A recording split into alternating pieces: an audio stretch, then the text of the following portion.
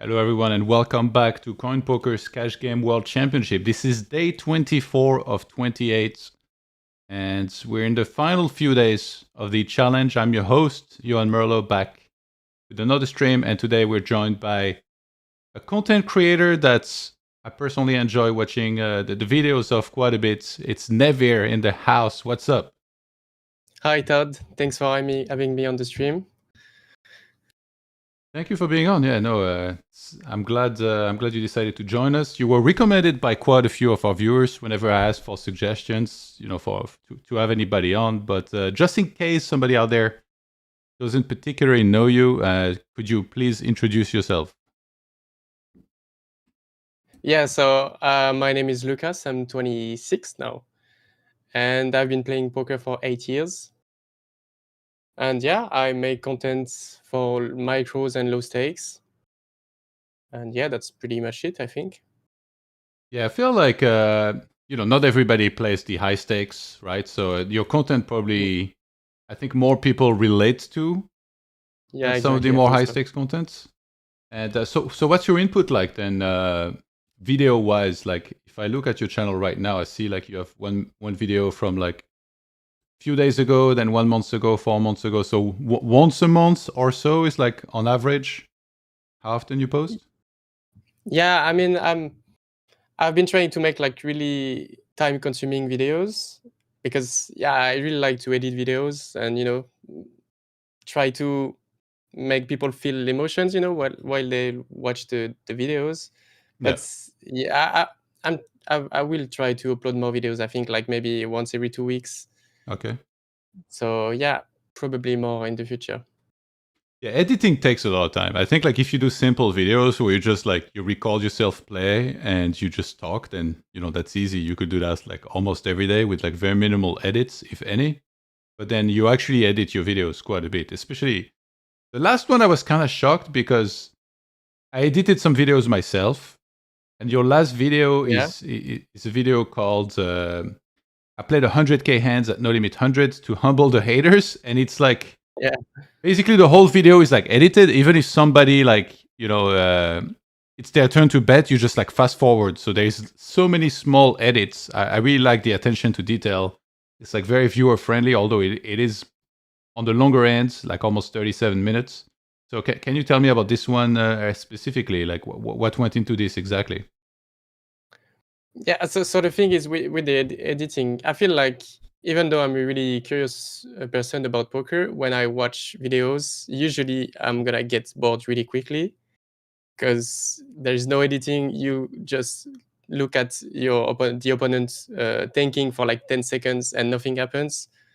So I feel like I have to speed up at some point in every videos, just so you can see like a lot of hands uh, for every videos, because otherwise I feel like people are getting bored really quickly, Yeah, especially these days. Our attention is really limited, I guess.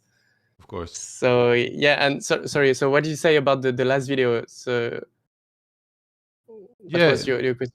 yeah. Yeah. What went into it? Like what made you want to do this video exactly? Because like you did have Mm. a whole bunch of videos that were like about a bankroll challenge prior to this. But this Mhm. one felt like, a little more like, special, like really like a lot of work went into this, it seems. Yeah. So I've made a course, and the name of the course was Crush from NL2 to NL100, and I already made a NL2 video. So I felt like to finish the end of the process would be to actually make an NL100 video. So people actually see I can actually beat the game Yeah. at NL100. So I felt like I had to do an NL100 video at some point. And yeah, because I'm selling the course, there's the Black Friday event. I felt like I had to put everything I had in this video. So I'm really proud of it, to be honest. The outcome is really nice, I think. Yeah, I liked it as well, for sure. So did you have any follow-up plans after that? Are you on a break now that you've put this much effort into a video? Or like, when should we expect the next one? Yeah, so to be honest, so the last video has been shadow banned by YouTube. So Yeah. it's most people won't see it. So I'm thinking about doing another one, maybe obviously a simpler one that doesn't take like 200 hours to make. So maybe soon there will be like a plain explain video, or maybe something a bit easier to make, and a kind of a fun concept, I guess. I'm not really sure what I'm gonna do, but I will try to make something soon. Okay. And so how about live streams? Like, do you just record stuff and edit, or like have you considered doing more like stuff like live streams? Yeah, so I've been thinking about live streams, but I don't know if that's really worth it, to be honest, because I feel like I have so many exploits, so many plays, that if you just look at my stream like for 5 minutes, you just know when I do this, I'm always bluffing, and when I do that, I'm always value betting. You know what I mean? So I feel like it's I need to make money, so Yeah. I feel like I'm just gonna lose so much EV by streaming. A lot of people ask me to do to stream, but I'm not sure, to be honest, Yeah. because Do you think it's really like that? Like if people just watch, or do you mean like if you commentated, like you feel you would give away like too much, perhaps? Yeah, I guess if they only watch it like 5-10 minutes, maybe they won't notice some exploits. Yeah. But even in the videos, sometimes I don't explain everything, because if I just explain you should bet range this board because people population do that, then the regs, they might know it and they might exploit me, because they probably watch the videos as well. So Yeah. yeah, if I comment everything on the stream, I don't know, I feel like that could be dangerous.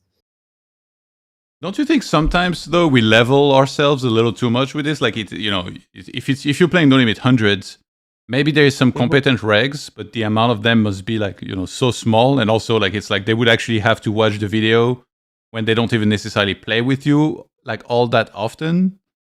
Like compared to the pool that they play, especially if it's fast tables, right? Like it's not like they're sat at your table and every hand you might be with them. Yeah, I mean, yeah, to be honest, I might be leveling myself. I think I've watched a lot of NL 100 and 200 streamers, like Rake Too High, for example, and I really like the style and everything, but I don't even think must have watched like 10, 20 hours of stream, and I don't even know, I don't even think I spotted like some exploit he uses or something, like, so most players might not notice everything if they watch the stream. Yeah. Because I didn't when I watched like some other regs. But I'm still thinking about it. Maybe in the future, maybe I will. I feel like if I stream NL2, it's not a lot of money. It's okay. But if I want to stream higher stakes, Yeah, at least for me, Yeah, I'm not technically, sure. if you want to record some easy play and explain, and also stream them, I think that could be fun, because then you don't play your usual stakes. Maybe you go down No Limit 25 again. Like these are limits that a lot of people relate to, right? Because a lot of us are playing that, like 25, 50. So that could be a good idea, I think, as well, for sure. Yeah, you're 100% right. It's like I know how to do it, but I still didn't find the like. I just can't yet. But I'm gonna stream at some point, I think. I just need more time, to get used to the idea. Yeah, for sure. We have Chris Hans in the chat. What's up? Good morning. Really enjoyed Willie on yesterday. Get him back on. Well, he's supposed to come back tonight when Shirashi will be on, as well as Sherry Sweets. And Karasabir said, hello, Johan. Kevin Paquet enjoying the snow in Sapporo. Wait, did he actually make an Instagram post or something? Rafa said, pretty sure you're leveling yourself. I mean, I understand. Yeah. Like, if there is like some very competent regs that they feel like they're playing with you enough that they should put some effort into figuring out what you're doing, and they watch your stream, for sure they will pick up on stuff. But I do think it's like it's a very small amount of players, and then the question is like, for how much EV is that really, if they watch you for a while and try to pick some stuff up? Yeah, maybe I'm just leveling myself, but there's so many spots. If I just tell you like 2 sentences, if I'm bluffing, I do this. If I'm value betting, I do this. Yeah. You just exploit me like forever. Like, but don't you think you do this in your videos anyway? I try not to. I try, to stick to GTO sometimes, and I explain some ABDS stuff as well. But I try to stay like not to say too much sometimes, because Maybe I'm just labeling myself. I mean, it's good to play it safe as well, right? You don't want to just like give everything away and then you end up being the one, losing EV over it. Yeah, somebody mentioned in the chat, by the way, because Kevin Paquet was playing quite a bit in this. He's currently first in the leaderboard. But he mentioned, we had him on the call a couple days ago, that he was headed to Japan for skiing. So, Oh, wow. yeah. And somebody said he's enjoying the snow in Sapporo. So apparently he posted on Instagram. I'll show it on the stream. Let me bring up his profile. I need to find it. Kevin. And I don't know if you saw, but like, I think over a week ago, he was like in America and then he made the most baller post ever, where it's like, he was like in a villa in LA, then he flew a private jet to Vegas, then he had a suite at the Wynn. Like, this is the high stakes poker life, like it's crazy. As you would imagine it. Okay, let me show the story.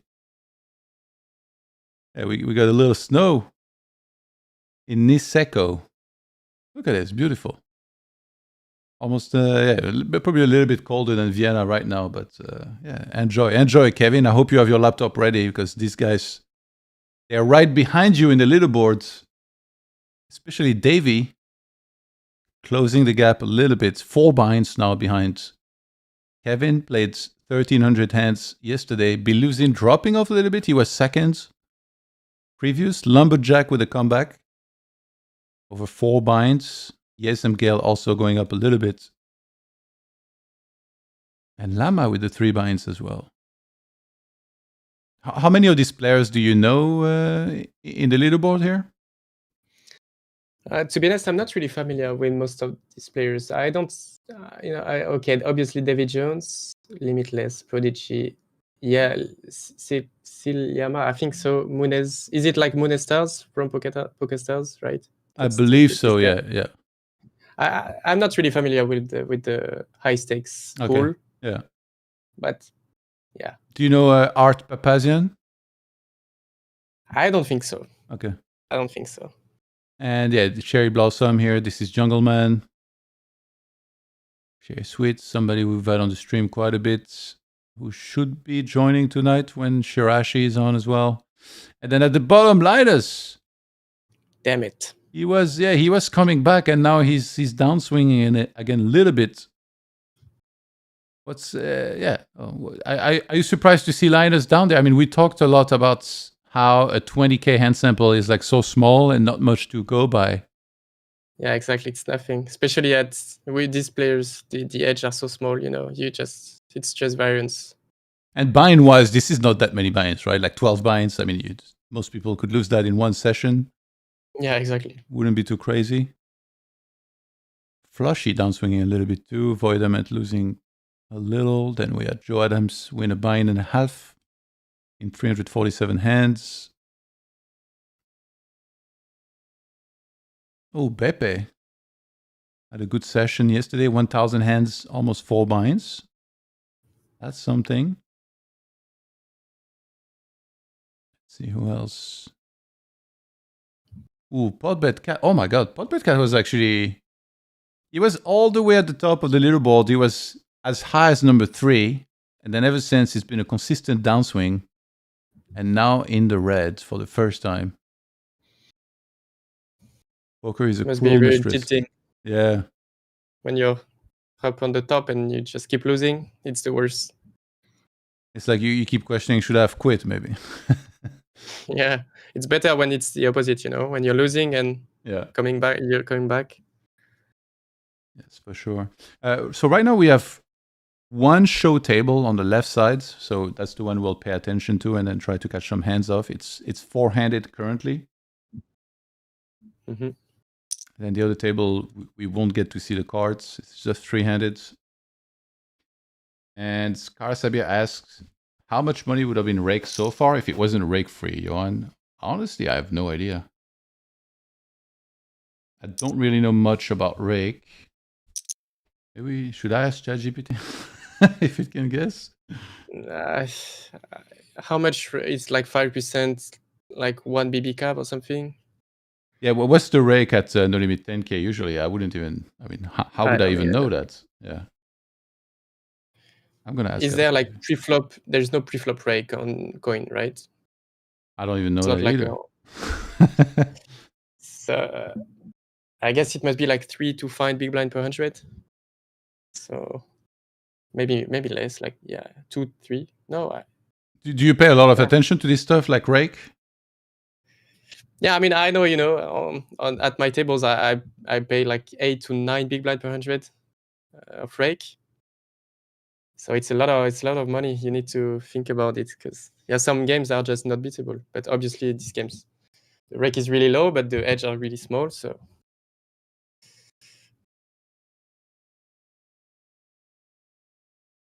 I'm trying to find out. That's a good question, but it's probably a lot. yeah, definitely. Are you familiar with all of the players at the table? Do you know Biluzin? Not really. I think Rick Deck, I've seen some hands somewhere. Yeah. Is he like? Do we know like his name? Like, is he famous? Is he known? We don't know his name, but we know he's like a live player that plays in Macau. Okay. And he's a bit of a volume king.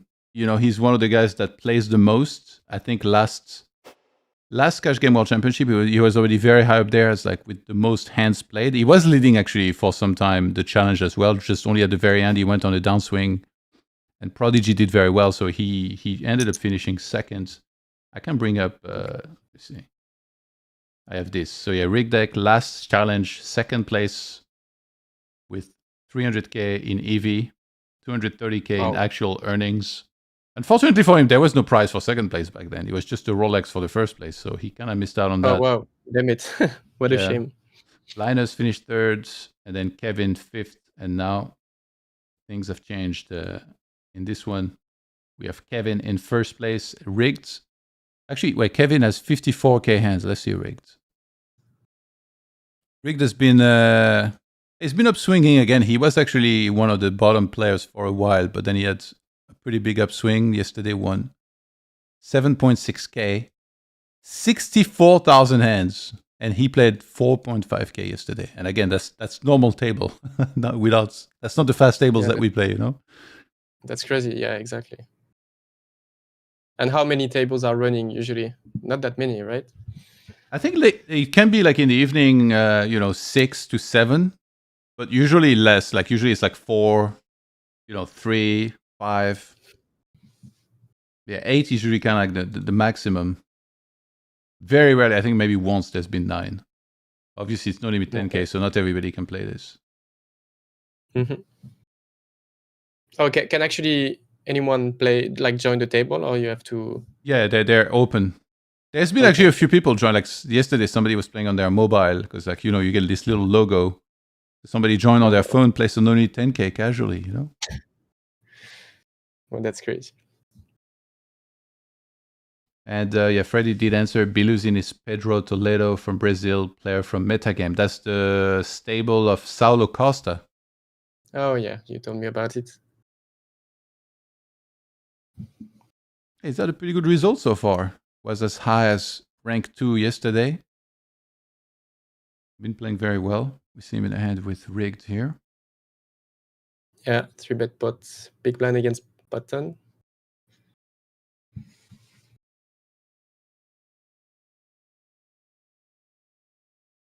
Gets checked down so far. Oh. Is it the same hand that's maybe you didn't? You were talking about something else, right? No. Oh. Because I saw another one. Oh yeah, sorry. I zoomed on. No. Okay, we can look at the other because usually we focus on the show table because like right now this looks interesting. Oh, yeah. But if somebody bets and somebody folds, we will see nothing. Yeah, exactly. So I didn't think about that. A bit heartbreaking, But yeah, we can have a look. Let's see. Freddy says he's insane. I know him personally. Great person and player. Well, putting a good word for us, Freddy, for him to join the stream then, because I've been trying to get him on. And so far, he's declined. It would be great to hear from him. Rigged checks. We get a check back. And a 9 will be enough to win. I can replay that in the replayer.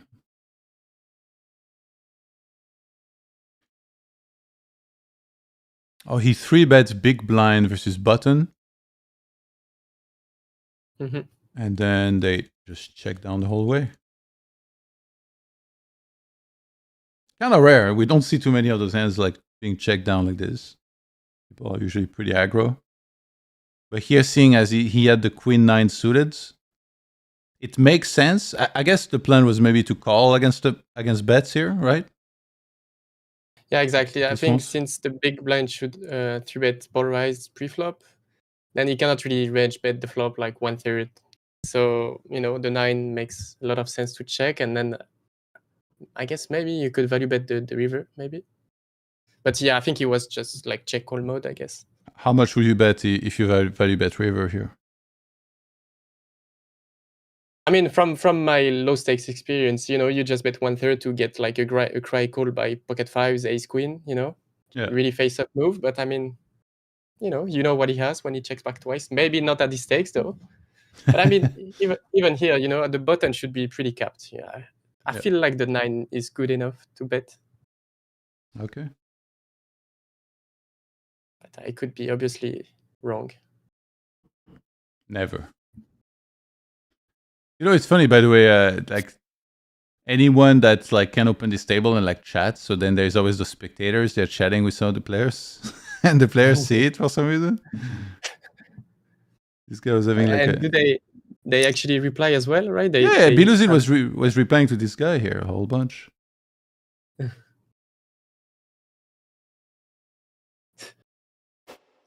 It's not too out of line today, so it's fine.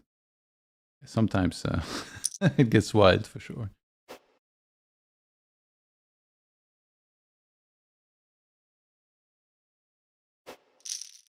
Yeah, we had Kevin on the stream a few days ago, and it was very interesting. Like he's putting in a lot of volume. He was telling us a trick about how he locks in. Are you ready for this? Are you ready to learn something? So yeah, he takes a blanket and he puts it over his head. And it kind of sounded like maybe he was covering his monitor as well. So basically, he can tunnel vision on the poker game and see nothing else, no distraction around it. Oh wow, okay. I thought it was like before the session, like some meditation stuff. But no, he's looking at the screen with the blanket, right? Yeah, the blanket covers everything. Like it removes the whole world around him except for the monitor in front of him. Yeah, I guess that could work. Makes sense. When we're a kid, we do a castle out of bed sheets. Yeah, exactly the same. Is rig deck real name public? No, I do not believe so.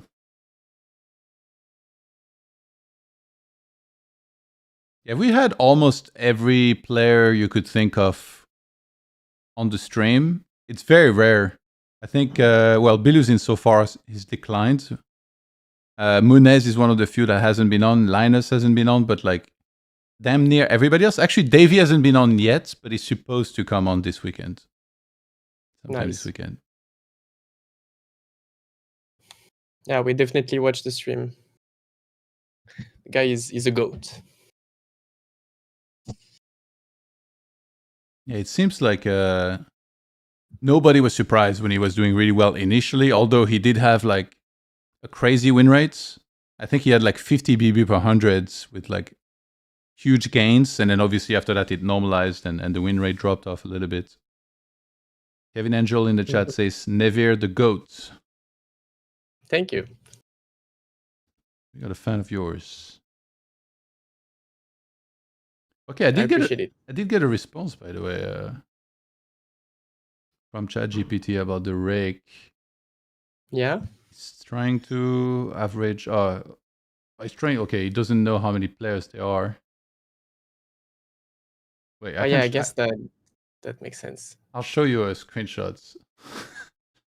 It's saying... it's probably exaggerated, because I think it thinks there could have been 9 players. I'll send you a screenshot. It's saying basically 2 million to 3.6 million. That sounds like too much, no? Do you know how much that would be in big blind per 100? Oh yeah, I can ask this. I have no idea like if that's a lot of money or not.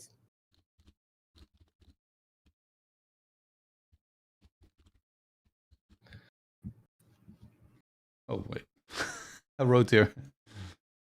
Paste.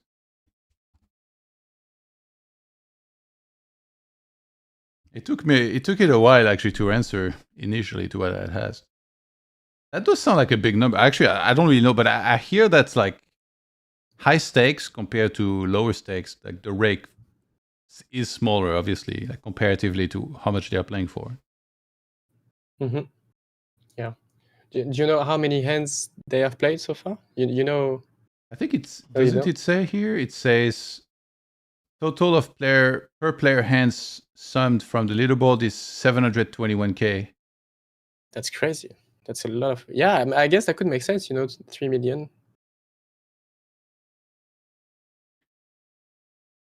So it says. I wonder. I thought it should have pulled the exact rake. Like, what would the exact rake usually be in those games?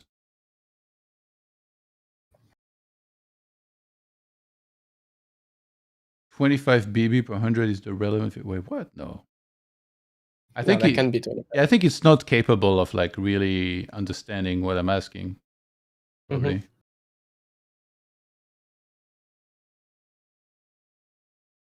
I think probably. I think usually the high stakes player, they know that stuff very well. So later when we have some of them on, we could probably ask him. I think that have a decent idea.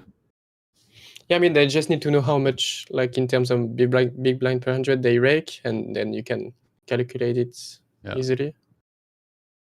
I think since I rake like 8 to 11, depending on the game and the stakes at like NL50 and NL100. Yeah. I think I've seen something like on YouTube, someone complaining about the rake for high stakes, and it was like 5 big blind or like 3 to 5 big blind per 100. Yeah, I think it's somebody talked about it before. I think it probably would be a low number like this compared to our stakes.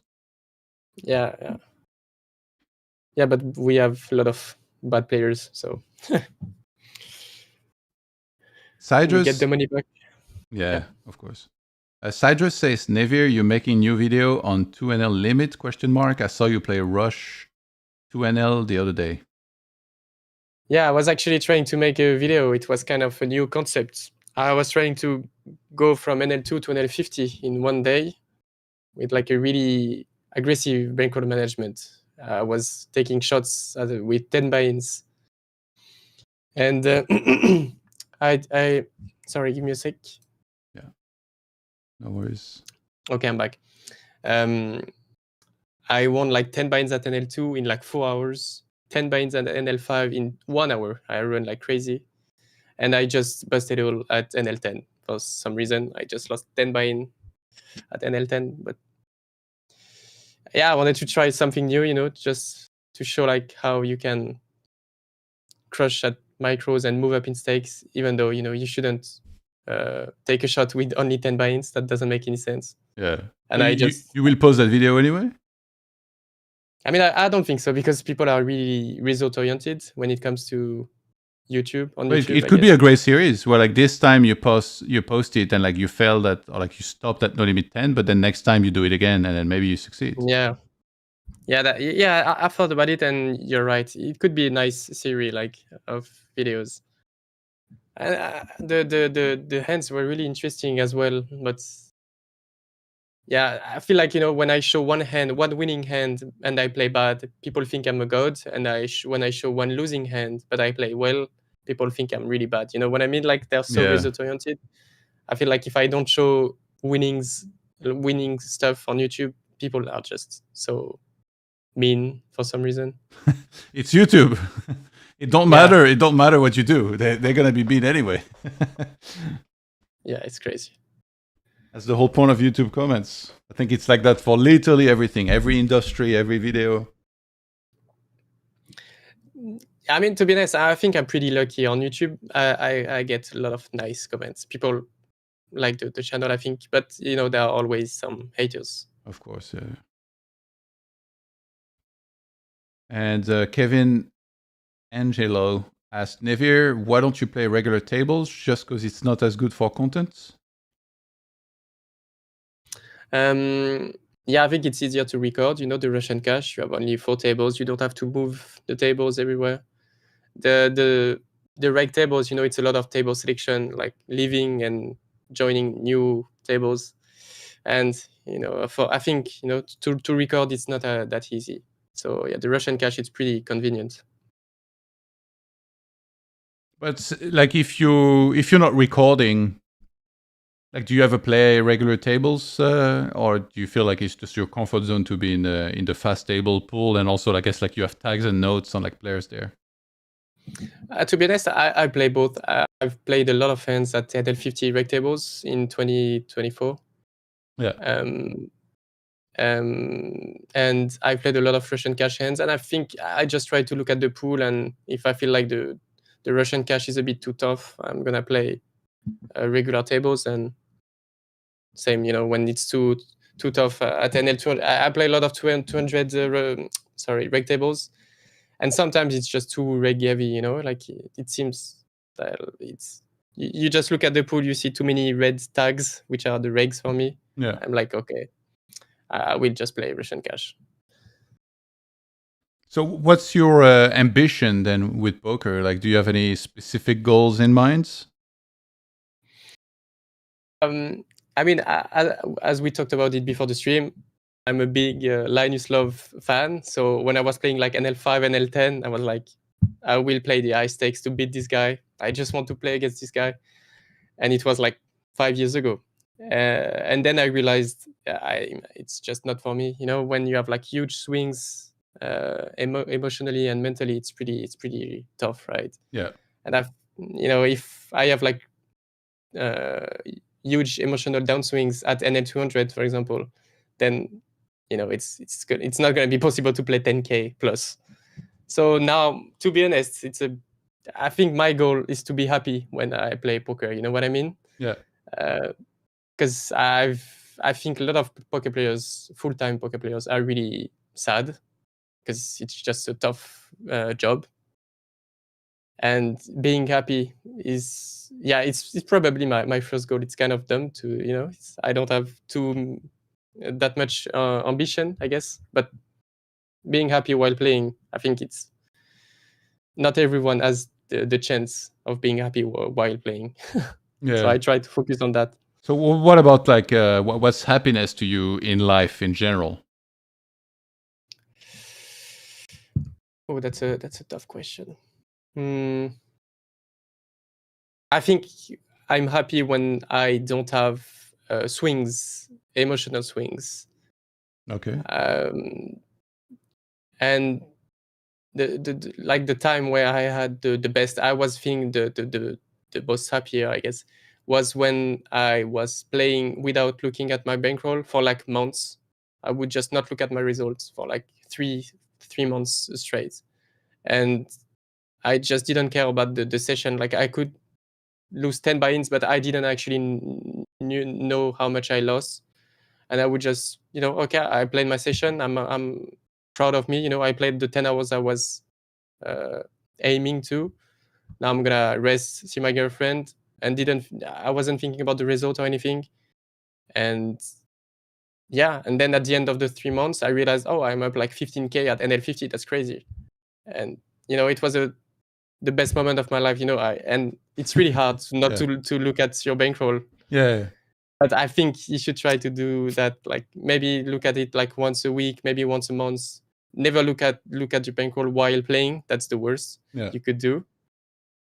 And I just avoid so many swings when I just don't look at the results.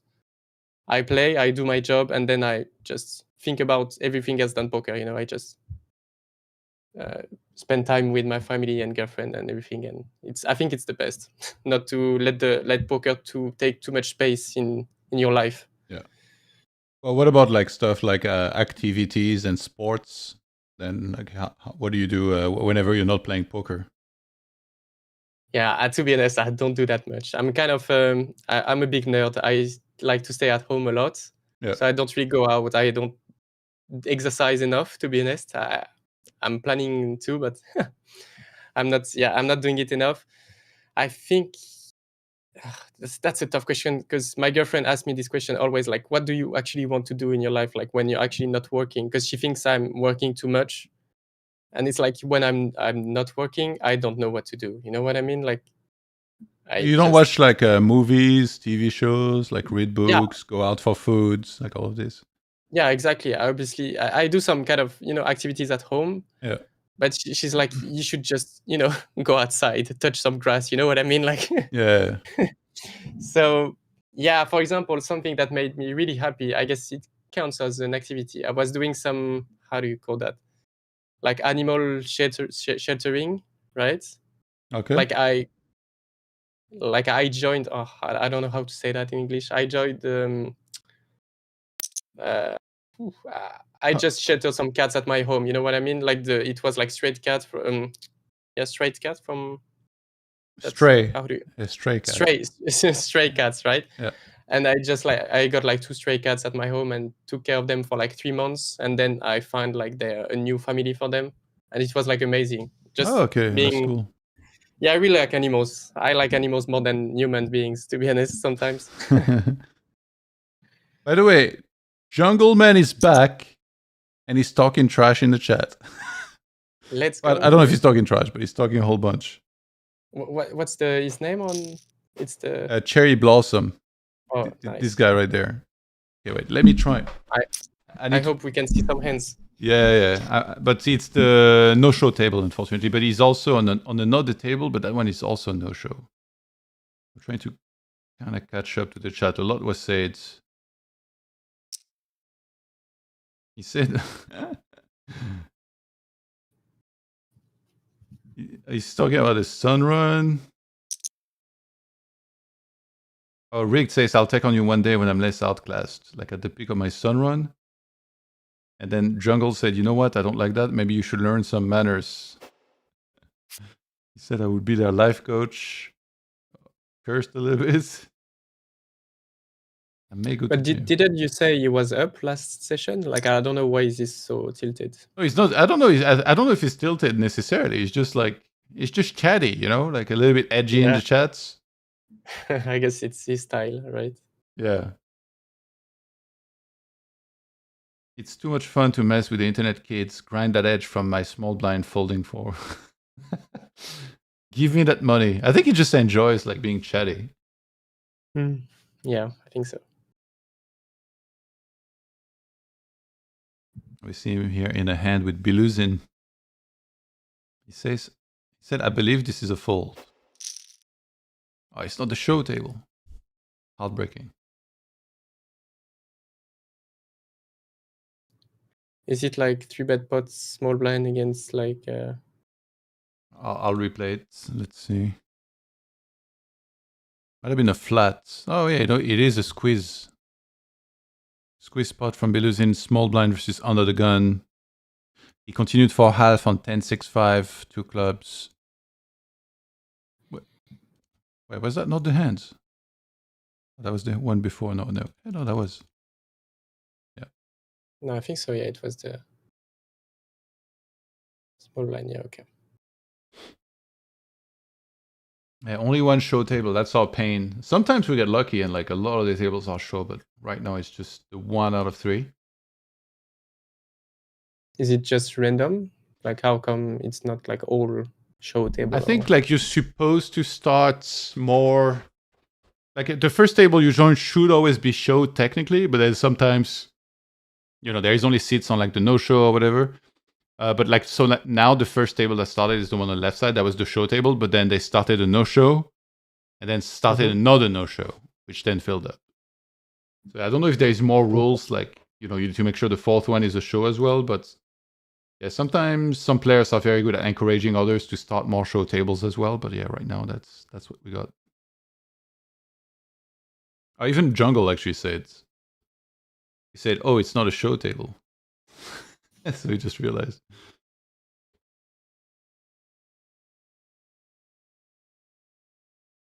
He says, I play show only, show pro. I'm going to ask him when he comes on the stream.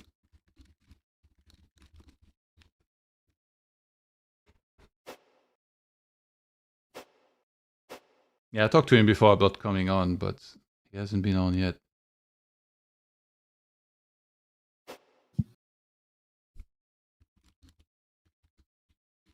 Yeah, but Jungle makes a lot of content, right, at the moment, like on YouTube and stuff like that. So you will definitely join, no? Like he doesn't mind joining the stream, right? Yeah, but like usually he was streaming on his own channel. Oh yeah, okay, makes sense. Oh, is he streaming like the challenge as well? A little During bit, yeah. He when he played. I'll send you a clip actually. Well, probably you won't like it that much because he was not too happy with liners, but I thought he was pretty. Oh funny. yeah, the backdoor flush. Yeah, you saw that? No, you told me about it like an hour before the stream. Okay, But I didn't see the. I'll send it to you now. Like you can watch like it's like a minute or so.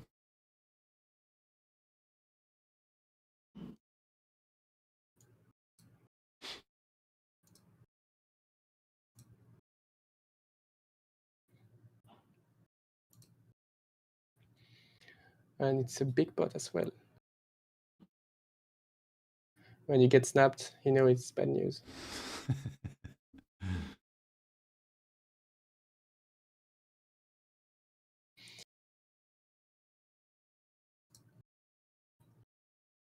But it's not even the backdoor flush; it's the flush draw on the flop, right? Oh, it is? Okay, I thought it was backdoor. I think it's kind of a pun to jump kings. I guess maybe Linus he likes to hero call. I guess maybe. Yeah, in those games, I feel like the conventional rules of physics don't apply. Yeah, it's just different game, I guess. You know, actually, so today I was playing a little bit, and then I keep seeing Davy doing equity denial. And today I had this hand where like I had ace 10 of diamonds, and then I called it 3-bet. And I turned a nut flush draw, and obviously I have like 1 over as well with the ace to the board, and there was a queen. It was a queen high board. But the guy checked the flop, and then he bet the turn, and then I was like, oh, I'm going to do the Davy. I'm going to min click. And then he like snap jammed, and I was like, oh my God. I'm not sure, it's probably a fault because I'm usually not in this spot because I would usually just call. So I was like, all right, I call this time. I call, upset.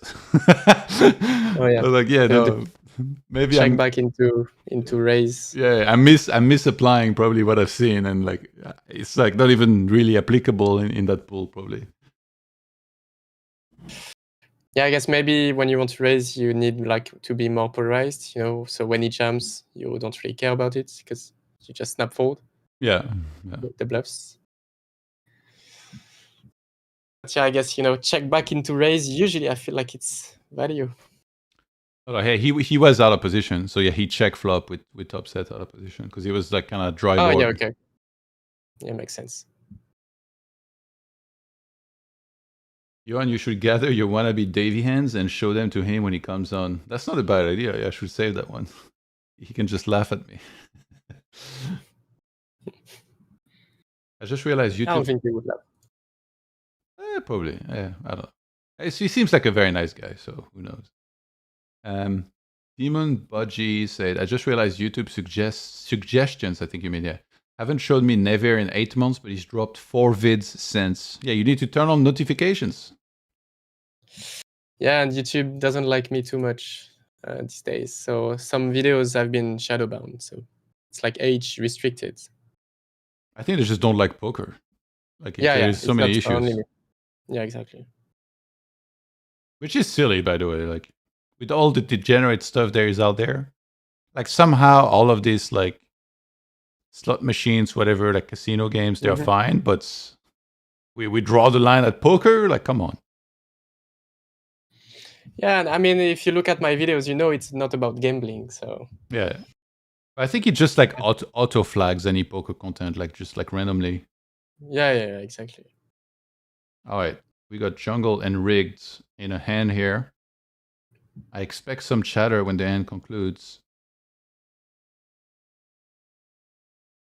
But for now, it's going to be check on the river, and ace king is going to ship jungle shutting down on the river. Maybe a hand that he could have gotten to fold. What? So it was like 3-bet. What was the hand? I'll replay it. Yeah, I guess there's a bit of a delay. So it's a 3-bet, 4-bet. Oh, and he called ace deuce.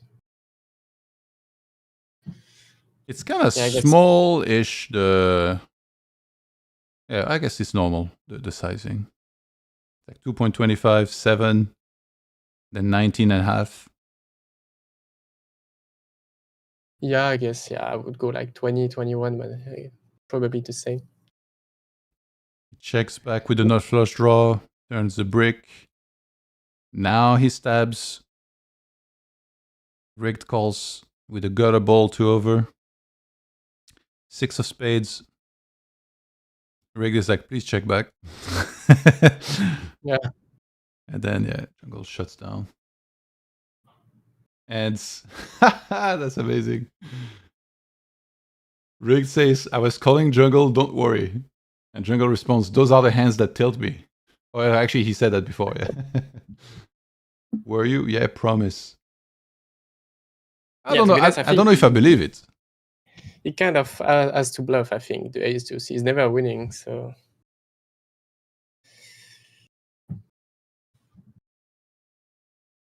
The Amazing Jack says they think poker and slots are all the same. Yeah, I think like to most people, everything is gambling. Like all of this is equally gambling. Yeah, I mean, I kind of understand it, you know what I mean? Like poker is about gambling most of the time, you know, like it is what it is.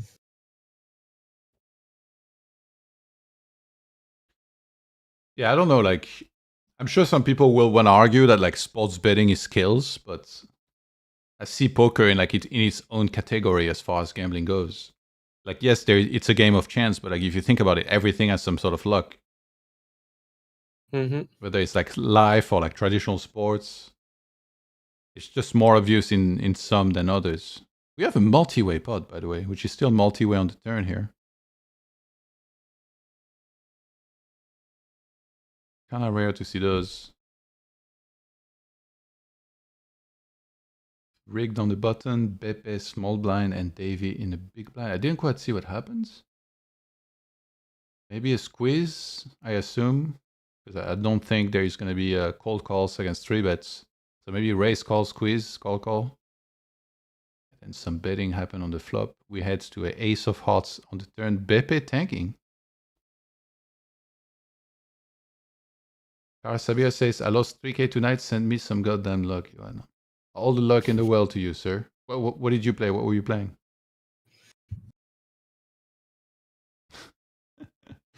Rigged says this is so effed. And oh my god, yeah, I think he could tell this was probably not good news. Runs a set into a set. Ay, ay, ay. Okay, 1 second, I'll replay it.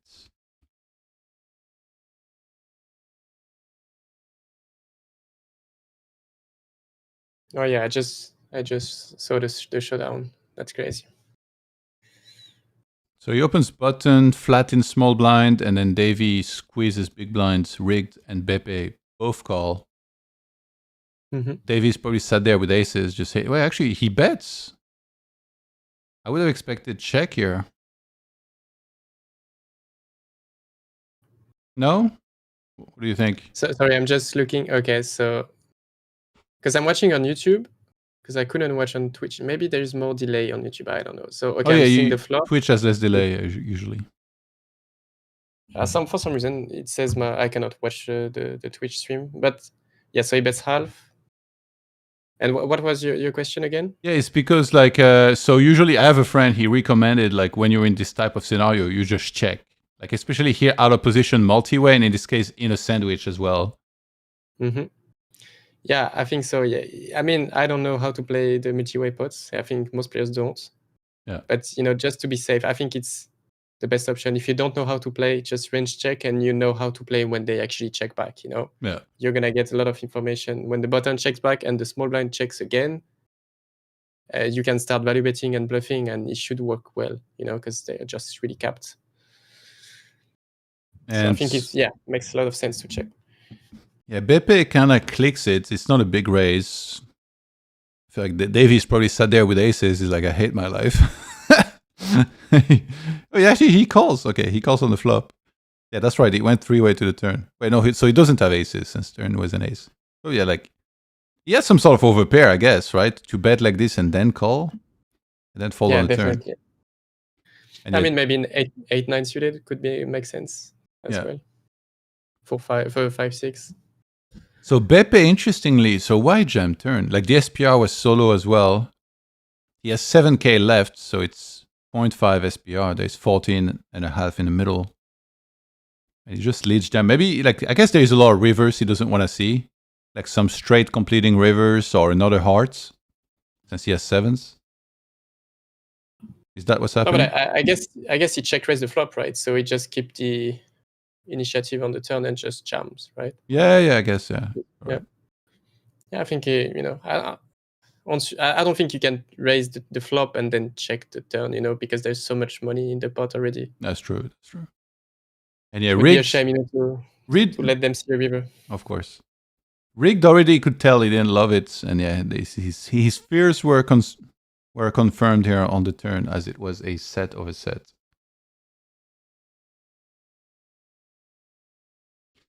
Kara says he played 5-10 PLO. Wait, was that live or online?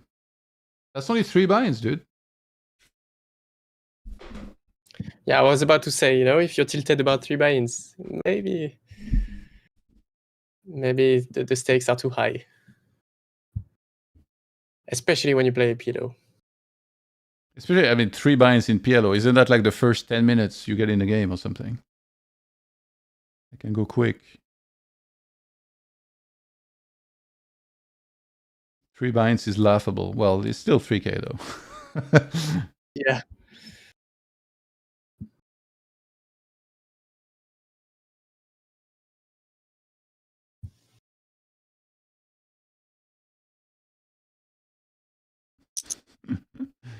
Jungle still talking. Kara says, I'm always tilted. You're fine, Kara. Believe in yourself.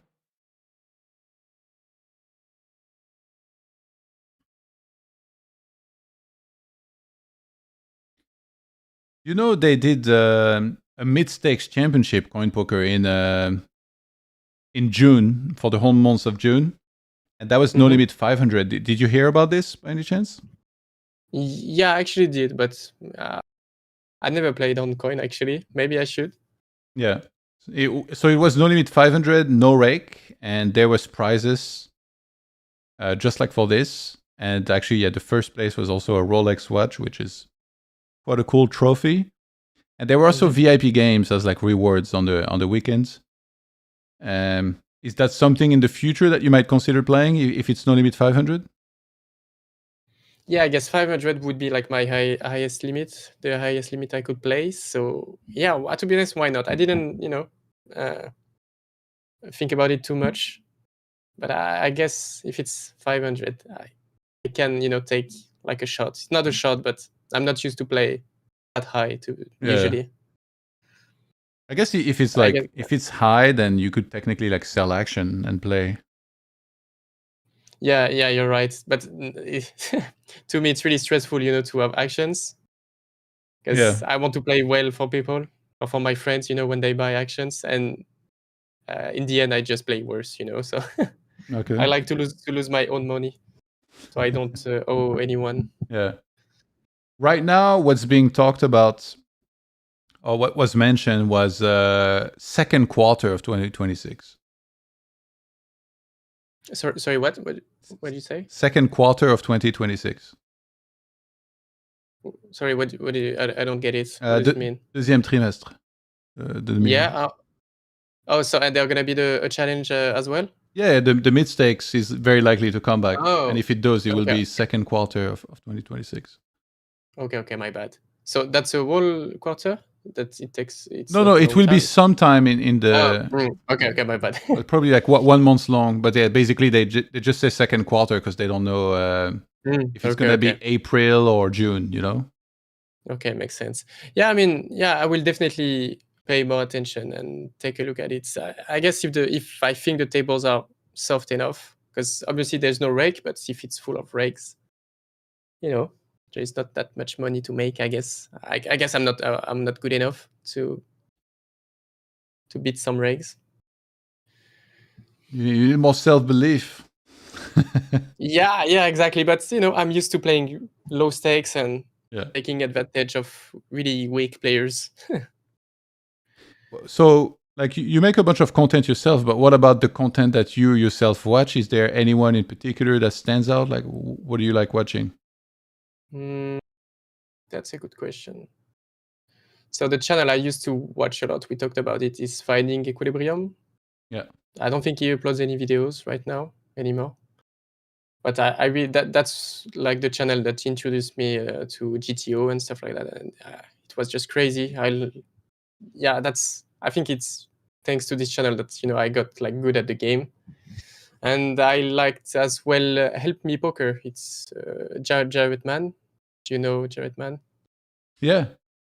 Yeah, and I don't think he uploads anything anymore again. But it's really nice. And now I think Two Card Confidence is really good. I like the videos. Solo Costa, obviously, very good. What else? I mean, I think that's it. Benabad Beats, Clanty, Oh Rory yeah, Peleg. yeah, exactly. Oh yeah, exactly. Yeah, exactly. Yeah, Benabad Beat and Clancy are probably like the best players to watch. To improve. They are playing really high and they're really transparent about their results, which is not the case for most content creators. So yeah, definitely Benabad Beat and Clancy are really, really nice. Yeah, we had him on twice actually on the stream, and I think he was 2 days ago. Wait, let me look up exactly. We had him on. You mean Benabad Beat? You mean? Yeah. He joined on 2 days ago, December 1st, and the call was completely stacked. It was on the call we had Art Papazian, Prodigy, Rig Deck, and Benabad Beat all together, and then we were just kind of going through hands, and they were saying like what they thought. It was super interesting. Yeah, really nice. Yeah, I mean they're really good, and they know more about the high stakes meta than me. Yeah, those guys are must be insane. like really interesting. Yeah. But did Benabad Beat play is he playing the challenge? No. No. He's not. He just came like on the stream to hang out and talk about some hands. Where's Jungle streaming? So when he did stream in this challenge, it was on his own YouTube. I don't know if he's streaming right now. Let me see. I don't think he is. Dan Jungleman Cates is his YouTube.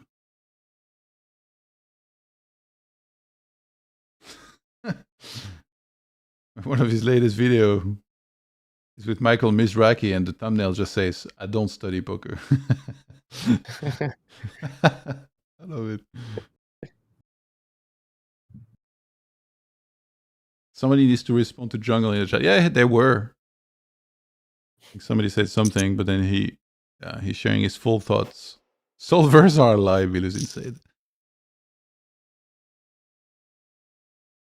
So it's interesting to see Biluzin, by the way. Like he's part of the Saulo Costa, operation, and they're known for using MDA, right? And there's been a lot of talk made about if MDA can work in high stakes. What's your take on it? I have no idea, because I guess they may be pretty close to GTO, but I think there are some. They obviously have some big deviations. But I just don't know. I think MDA is the best thing ever, for low to mid stakes.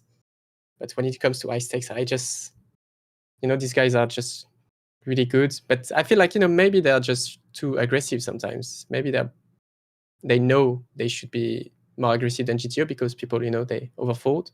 So maybe there's like a tendency to overbluff everything everywhere. Yeah. So I would be interesting to select the difference between like a NL100 MDA and NL10K MDA to see like what the differences are. But yeah, I don't know. If you know a lot of things about MDA, you must be pretty good at GTO as well. He must be like a really good player overall. And I think he will do fine, even though he doesn't use what he has studied, MDA wise. I think he must be pretty good. So how did you get into MDA yourself? I guess you were probably part of like a CFP or something initially. No, so I think it was thanks to some of Solo Costa's video. Okay. He talked about hand to notes, because with hand to notes you can take a look at the population stats, like pre-flop stats. That's what I got into, like first, like studying pre-flop deviations. And it's pretty easy to do on hand to notes. It's not, because the post-flop stats is pretty tough, because you need like the GTO frequencies, and it's not that easy to find. But the pre-flop stats, you just have to look at GTO wizard and you compare the GTO stats to the population stats. Yeah. So you know where they are too tight or too aggressive. So I think, that's the Solo Costa's YouTube video. He made something on hand to notes. And I was like, yeah, that's game changing. Like, you just don't play the same game when you study MDA. There are so many spots where everything is mixed, like, just mix everywhere. And you just look at the MDA and now everything becomes 100% decision. And it makes the game so much easier. Do you think that's just a good approach to have when you play, like when you start out and you want to, improve effectively? I think it can be risky, to only study MDA, because you need to know about GTO first. I think in order to deviate from GTO, you need to actually know the equilibrium, Yeah. So I would say, if you want to get into MDA, just like, for example, for the preflop, just memorize your preflop ranges on GTO wizard. You can do that for free, and then get into MDA, look at your population with hand to notes, and just find the like spots with the deviations where they open tighter, looser, when they 3-bet really tight. For example, they 3-bet really tight from the big blind. So now you have no reason to 4-bet as a bluff against the big blind. Yeah. Like I just don't 4-bet bluff against the big blind because they don't have any bluffs. It's like jacks plus ace king, that's it. So, and now, it can be dangerous to only study MDA. So I would say, GTO first, MDA second. Yeah, they like complement one another, I guess. Yeah, exactly. John Cena in the chat said Never could easily beat 5-10 plus, but can't handle stress of swings. Yeah, I mean, he's probably right about the swings. Could I beat 5-10 plus? I don't know. It's a different game. People think I'm really good, but I'm really good at exploiting people at my stakes. I really know how they play. Yeah. Now you put me against better players, I'm probably not as good as people think, to be honest. I know I need to be confident, but I try to, know like if I'm good or not. And I think, I think I'm pretty good at low stakes, but against competent reg. Yeah. I guess you get asked a lot for coaching. I wouldn't say a lot, but that definitely I get asked for coaching. And that's something you do pretty often and you're happy to do, or you prefer to focus more on your grind and do like very minimal coaching? I think I like to do coaching just because it has helped me to, talk to people and practice the English, and it has helped me a lot to make my course as well. Like I was saying the same thing over and over during coaching, and I was like, if I make the course, I already know what to say. So it was pretty nice, but it's also time consuming and really exhausting. Maybe I'm not used to talk to people a lot, but doing like 1 or 2 hour session, coaching session, for me, it's really, it's exhausting. Yeah. So I cannot, like do a lot of hours a week, but I try, to get some coaching session here and there. Brulux asked, how is the guy invited in the rail, please? What do you mean?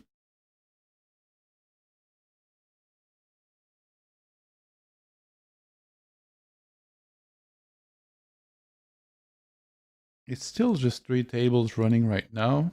It's very strange. Sometimes like somebody might join and then suddenly like so many new tables are starting. No, it seems like they're just kind of set on those 3 tables. Biluzin. What did we just see here? So it's a button open. Davy defends the big blind and okay, and rigged is not in the hands. So 2.25 Davy defends, and then we head to ace 8 deuce. Any particular Any particular thoughts on this flop and in this setup here, button versus big blind? So let me see. So in button shoes, you mean? Yeah. Or either.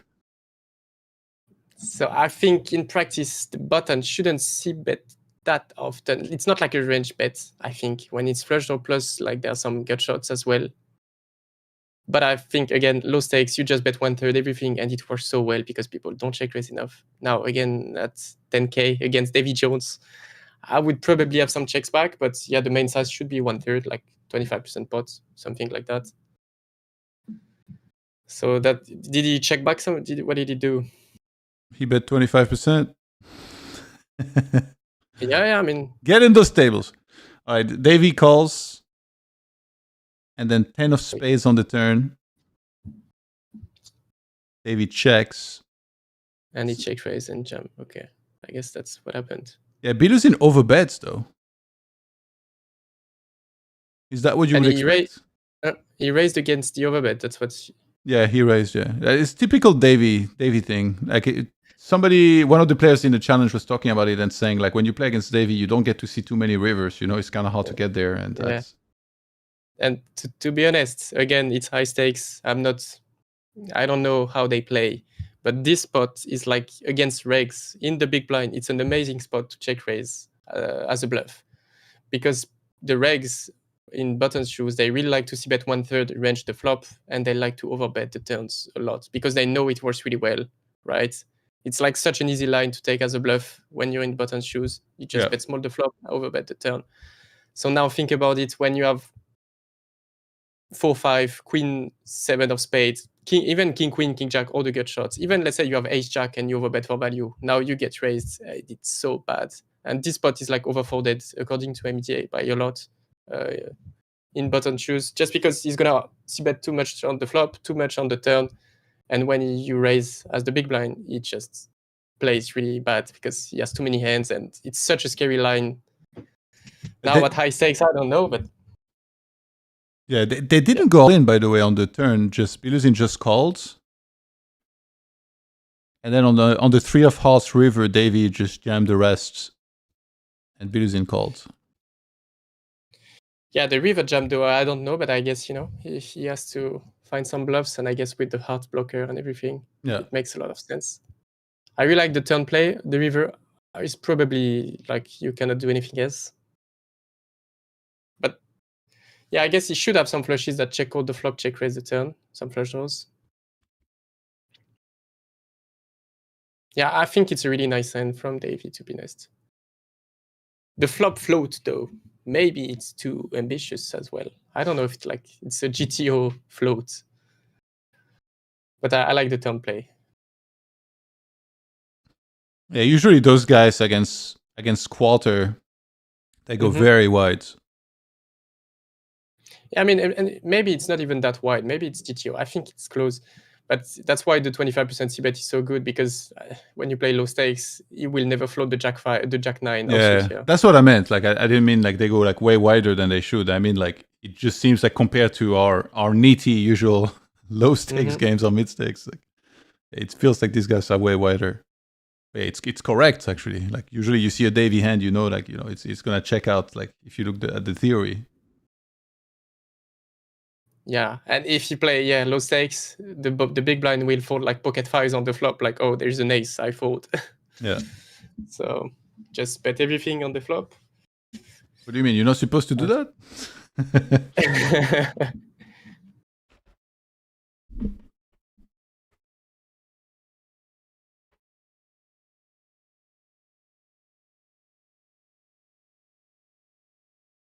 Yeah, but the turn play is really good.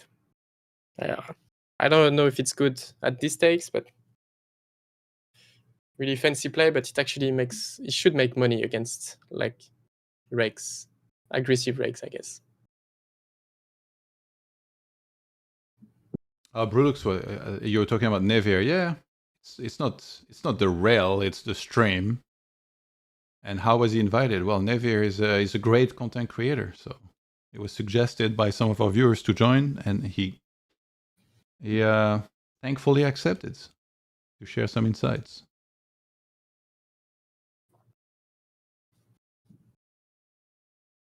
John Cena, by the way, added when he talked about, he said you could beat 5-10, but can't handle stress of swings. He said they are not better. It's an illusion of bigger stakes. I don't know about that. No, I think he's right. I mean, a fish is a fish. You know what I mean? A NL2 fish and a 10K fish, they will probably play not the same. But you know, it's pretty. Yeah, what about the close. regs, though? I think I'm thinking more about the regs.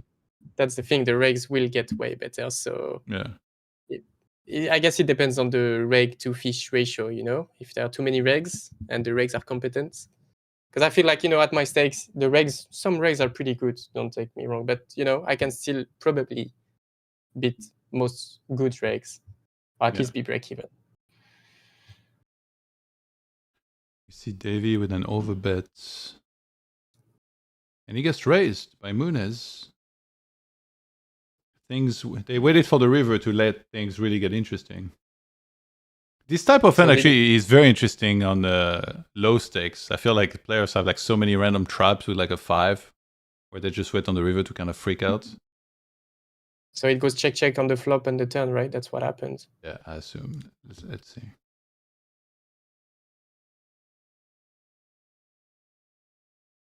A single raise spot, checks on the flop, checks on the turn. Interesting that Munez checks back the turn. Like, is he trying to trap, or like what do you think's happening? So he checks back the ace. So he has ace jack. He checks back on the. Yeah, I guess the thing is he checks back the flop because the flop is so good for the big blind. You just can't range bet the flop. I think you should bet like 50% max. Like you can just bet everything, and it's kind of the same on the turn, you know, because the ace is so good for Munez.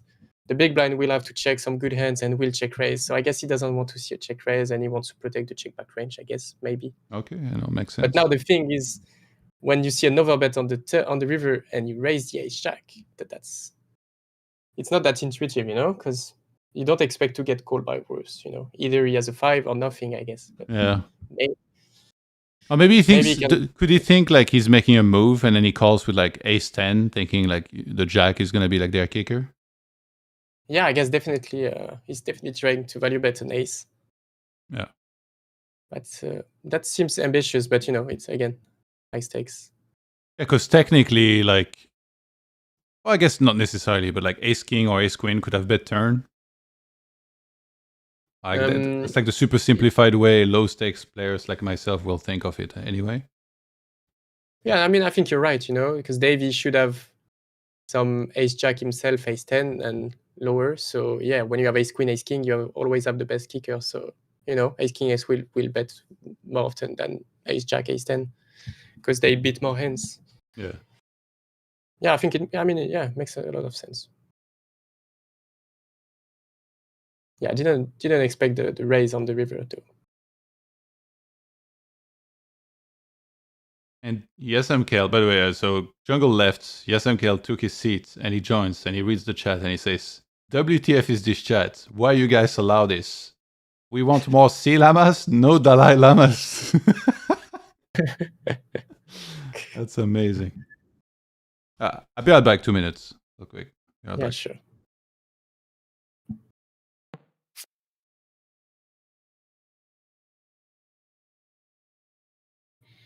If you guys have some questions, feel free to ask.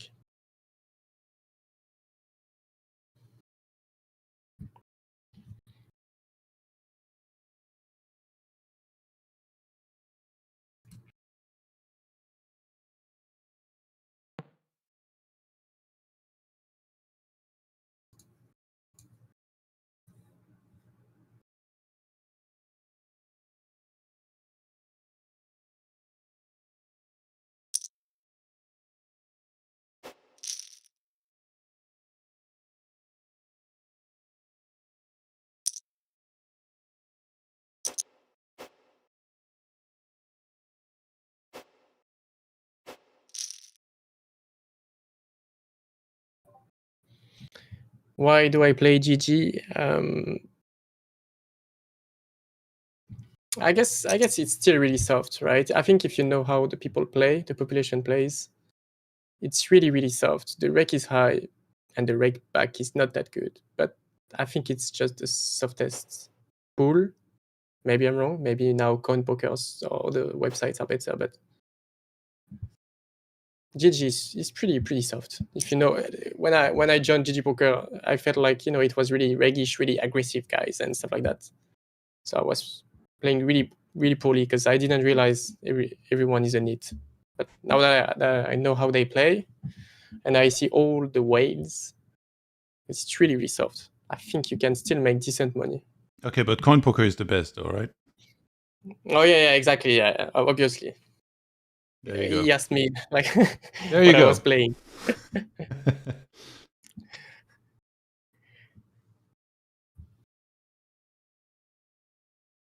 Yeah, we're gonna have some, by the way, a lot of interesting guests the rest of the week. Just to let you guys know, later tonight we're gonna have Shirashi, Sherry, and Ablis at 7. Then at 8:30 we'll have Jared Alderman. Tomorrow at noon we'll have the Waco. Then later Schrodinger's Vipip.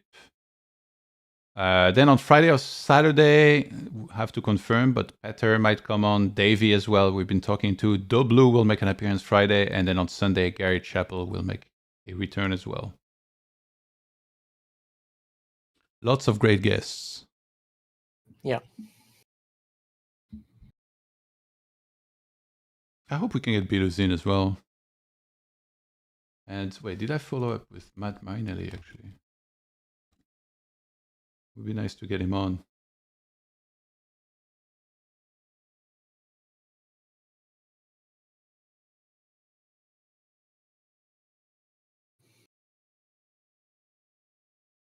Challenge is going crazy. We all need a break, says Davy. It's only a few days left. Hang in there, guys.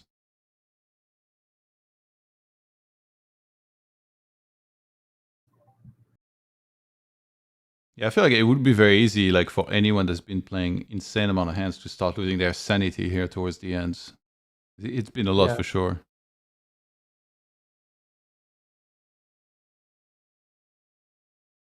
Yeah, I mean it's really tough games, right? Like it's really tiring to play against good players. When you play against really weak players, you don't have to think too much about the game. You know what I mean? Like, but when it's a tough game, it must be exhausting. Yeah, I can't imagine like the brain power. They have to expand every day playing like this many tables, the long hours. Like, yeah, I think to be on point because they play for some proper real money here, you know? Mm-hmm.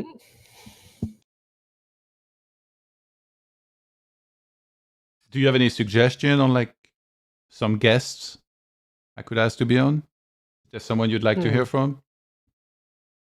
That's a good question. I will think about it. I will let you know. I don't have anyone in mind right now. Yeah. Yeah, I mean, I obviously want Linus, but I don't think he will come. But yeah, you know, you gotta shoot for what's realistic. I mean, I would love to go on a date with Sydney Sweeney, but it's probably not happening. yeah, I mean, if you want some content creators, I guess Reg to High could be interesting. He streams a lot, plays like the same stakes as me. But the thing is, like, he doesn't even like commentate on his stream, right? So I feel like it's super unlikely he would come on. I think I asked him in the past, and oh, you did? I believe so. I can try and ask again, I guess. But Yeah, I think he'd be good to have on for sure. Yeah, exactly.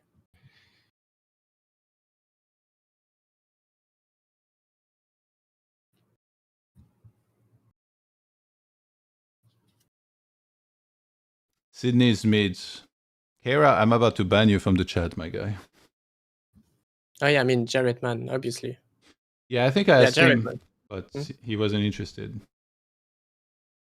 Oh, actually, no. So last time he was scheduled to come on and then had to cancel. And then this time I followed up and I asked, and I don't think he answered. So maybe busy with something else. So yeah, Jared Man. Sorry, go ahead. Yeah, go ahead. Oh, you go ahead. Yeah, Jared Man is probably also like one of the channels that really helped me improve back in the days. Like the NL 500 play and explain stuff. It was really good. Yeah. Sao in the chat said, can you ask Nevir win rate pre-reg back on fast tables 200? I have no idea. I don't have played enough hands at Russian cash 200. Maybe I'm winning, but it's not like that high, because the 200 Russian cash, I think it's way tougher than the NL 100. All the regs just play the highest Russian cash tables. So I think, if I can get like maybe one big blind per 100, it would be already pretty good, to be honest. I'm not as good as Gary Chappell with the 3 big blind per 100. But yeah, I need to put more volume in. Kara said, if it's Iliev and Prodigy, always funny, bring them once more at least. Yeah, that's a good idea. I should ask if you'd like to join.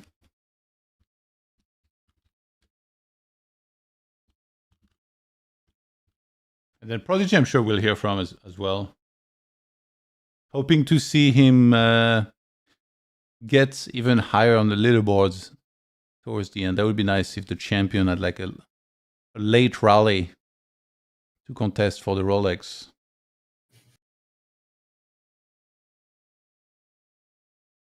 What Rolex it is? Like, do you know how much it is?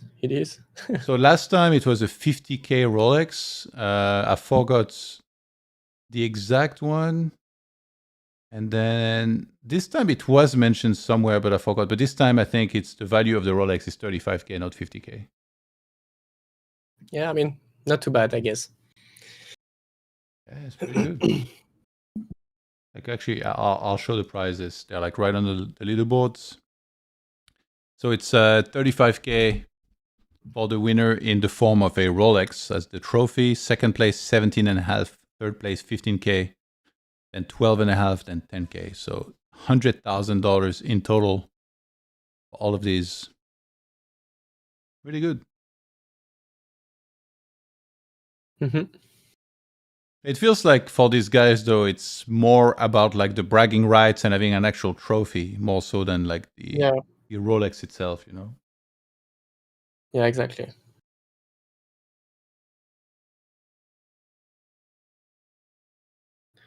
Yeah, because I mean, if you win the challenge against all these players, you must be pretty good at the game, right? Even though it's low volume.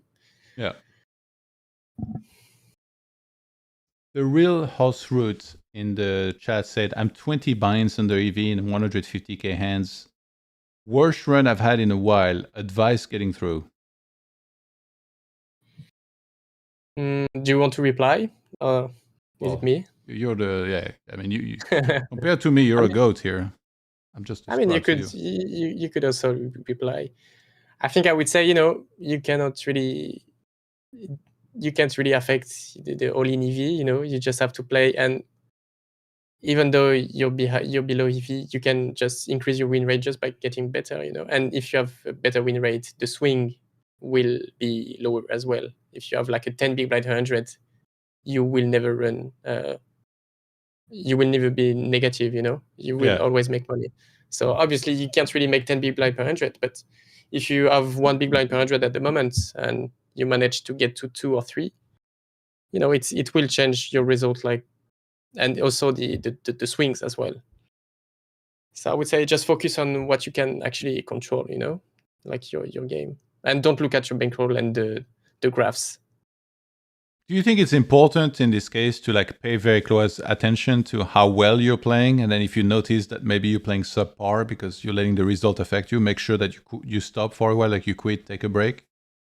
Yeah, I mean, definitely. Yeah, you should. I tend to take too many breaks, I think, because I want to play my best, and sometimes I don't feel well and I take breaks, and maybe I should like force myself to keep playing. But I think you should definitely take breaks, because maybe you're thinking you have a downswing, but now you're probably also tilted and playing worse. So yeah, take breaks, study, and come back stronger, and and cook these nerds. Yeah, I mean, you're gonna probably, if you play full time, you're gonna play millions of hands, and now you're down 20 buy-ins you're below 20 buy-ins below EV, but next 500K hands, you're gonna be up like 50 buy-ins over EV. You know what I mean? Like, Yeah. I mean, especially like he said 20 buyins under even 150k hands. It doesn't seem like that much, right? Like we've heard of way worse, I think. No? Yeah, I think so. Yeah, exactly. So nothing to do but keep playing and just remember next time you're gonna be lucky, you know? But you can control luck. Yeah, I do think sometimes it's like our mindsets just for some reason they just go into like these negative thoughts of like, you know, like you almost want to see the one card fall that will beat you so that you can say, oh, like I was so unlucky or something. Yeah. It's really bizarre like how that works. Yeah, and I mean, I did the same like mistake like many times, you know, thinking the game is unfair, I'm the best, and they are so bad, and I still cannot win. But that's just not true, you know. Like, if you're the best, you're gonna make money on the Maybe long it's run. partly But true. so yeah, just focus on your game, you know. That's it. So what's your But that routine studying wise then? Like do you export every hands that you have into like Poker Tracker and then do like you stat check and review hands that are tagged, or like do you save hands as like a photo? Like how exactly do you go about studying and reviewing hands? So no, I think I don't really like to review hands this way. Like, you know, like taking taking pictures, would make sense. I feel like if I really want to review something, I need to actually be curious about the hand. It's like I'm playing the hand and I'm like, damn it, I really don't know what to do on the turn. I really want to know. I want to be curious. It's not like, you know, you review like 100 hands, all the losing hand, and you just look at the solver and you move on every hand, and you will never remember actually the solutions, you know. But it's like, oh, I don't know what to do. I really want to know what to do in this spot. I look at the solver, and there are so many spots in my head. I studied them like 2 years ago, and I can still tell you this spot you should do this, because I had this spot. It happened like, and I really didn't know what to do, and I was curious. You know, I think like being curious is the best thing to actually improve really fast, because it's so I guess, you know, you could be, you know, oh, I don't know what to do in this spot, I'm taking a picture, I will review it. But I tend not to review like all my hands, the losing hands, the big pots. People like to focus on big pots, but usually it's not where you lose the most amount of money. I mean, Because you they play lose a lot of money, but themselves, you mean? yeah, because usually it's gonna be 4-bet pots, aces against kings, and you know, you're gonna have ace king. It's a 4-bet pot. It's low edge. There's low edge anyway, because you know the SPR is so low. But and people tend to think to focus on this type of spots, the big all-in spots. But now just focus on the small 5 big blind pots that you could win here and there, you know, and it will change so much. Like just to steal the blinds pre-flop, you find like when you think about it, if you steal the blinds like 2 times every 100 hands, that like before you wouldn't do that. You wouldn't steal these blinds, like open your hand. You know what I mean? Does it make sense? Yeah, it does. Then you just increase your win rate by 3 big blind per 100, right? 1.5 plus 1.5. You know what I mean? Like you just don't change anything about your game. You find 2 spots every 100 hands where you can actually profitably steal the blinds, and your win rate increases by like 3 big blind per 100. Does it make sense? Yeah. So when you think like that, you actually realize, you know, you can make money anywhere. Like if you're break even, it's so easy to actually have like 2 big blind per 100. You just need to find like a few spots here and there in the small pots, sorry, where you can just, you know, steal more pots. Usually it's gonna be about, you know, taking advantage of the passiveness of your opponents. Yeah. Just, you know, he checks back the flop in single raise spot. You just bet whatever you have, and he will overfold. That's it. Now you just get like 1 big blind per 100 more, like every hand. You know what I mean? Like you see a nit on your left, you open the hand that you shouldn't, in theory, and he's gonna overfold because, you know, it's a nit, and that's it. And that's how you just get better. You know, the 4-bet pots.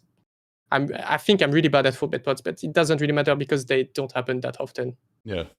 I noticed some regs in like they have a super high ATS, attempt to steal, and like they open so much in the cutoff and button. I think they just noticed everybody plays so nitty, especially on the fast fold tables.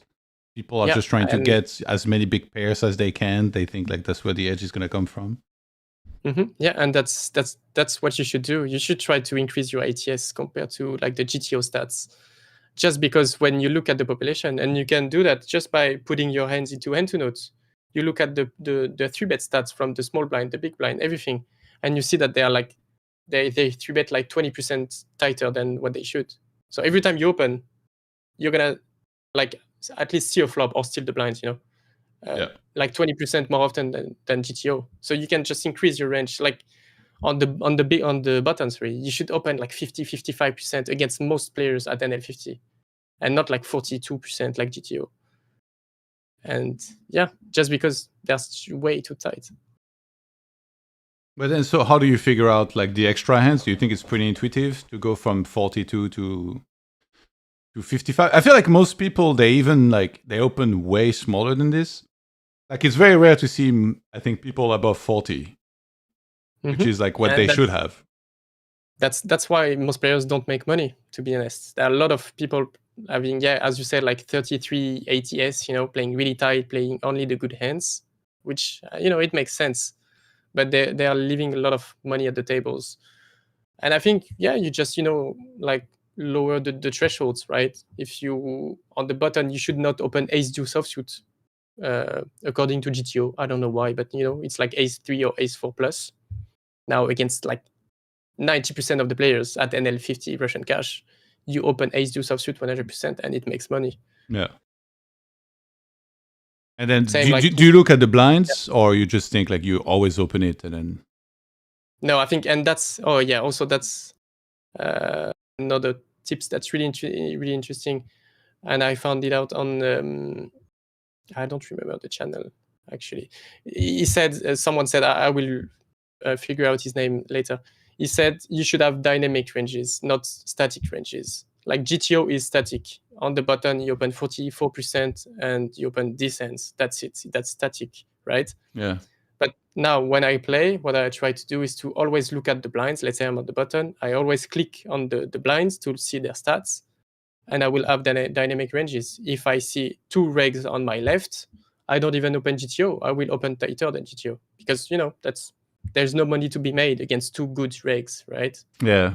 Now, if I see like a fish and a nit, I will open like 80% from the button, like 7-5 offsuit, king deuce offsuit. It doesn't matter. Yeah, makes sense. And on average, you're gonna have 50 ATS, and the regs will think, oh, he's probably opening too much. I'm gonna exploit this guy. But against the regs, you have like a really strong range. You know what I mean? Like you're actually exploiting both players, the nits and the regs. Yeah.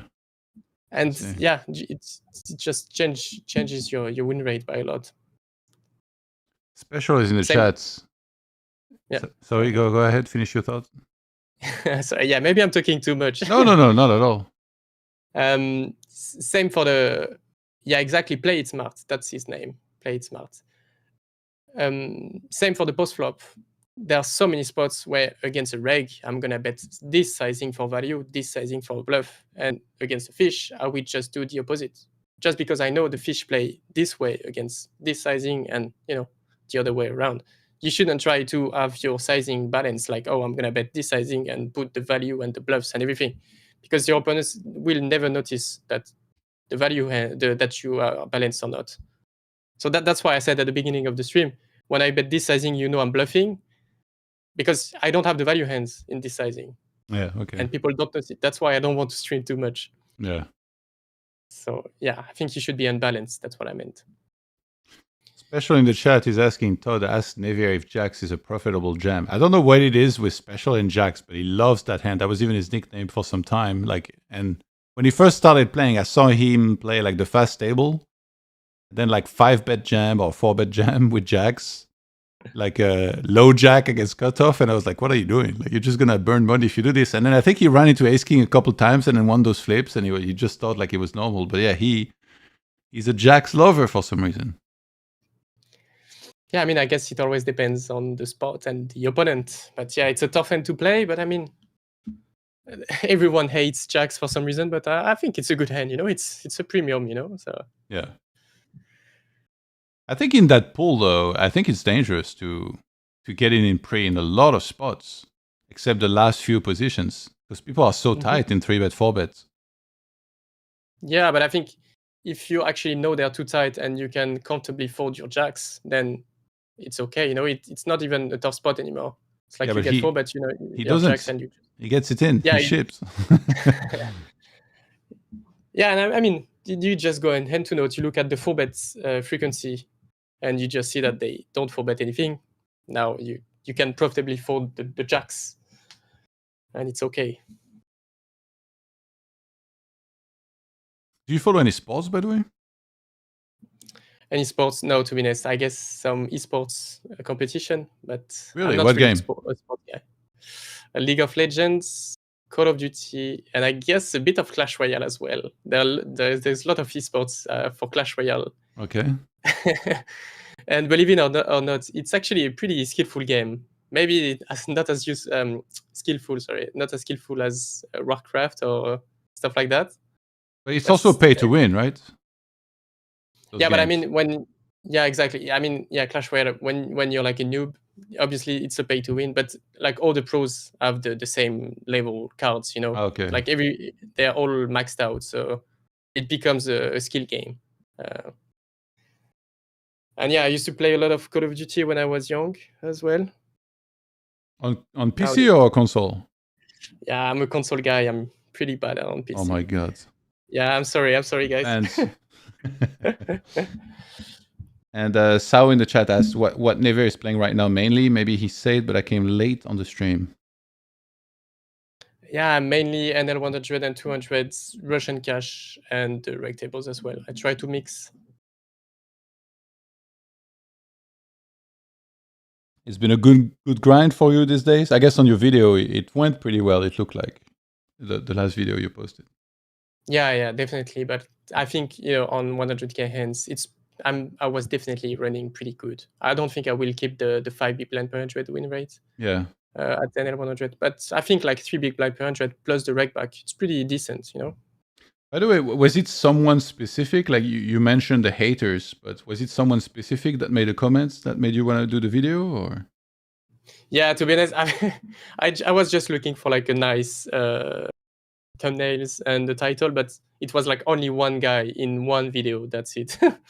But I saw someone comment in your video about apologia, so I'm curious if that was him. Maybe. Oh yeah, no, he's a streamer. There's a hand I played against a streamer, and it was this guy.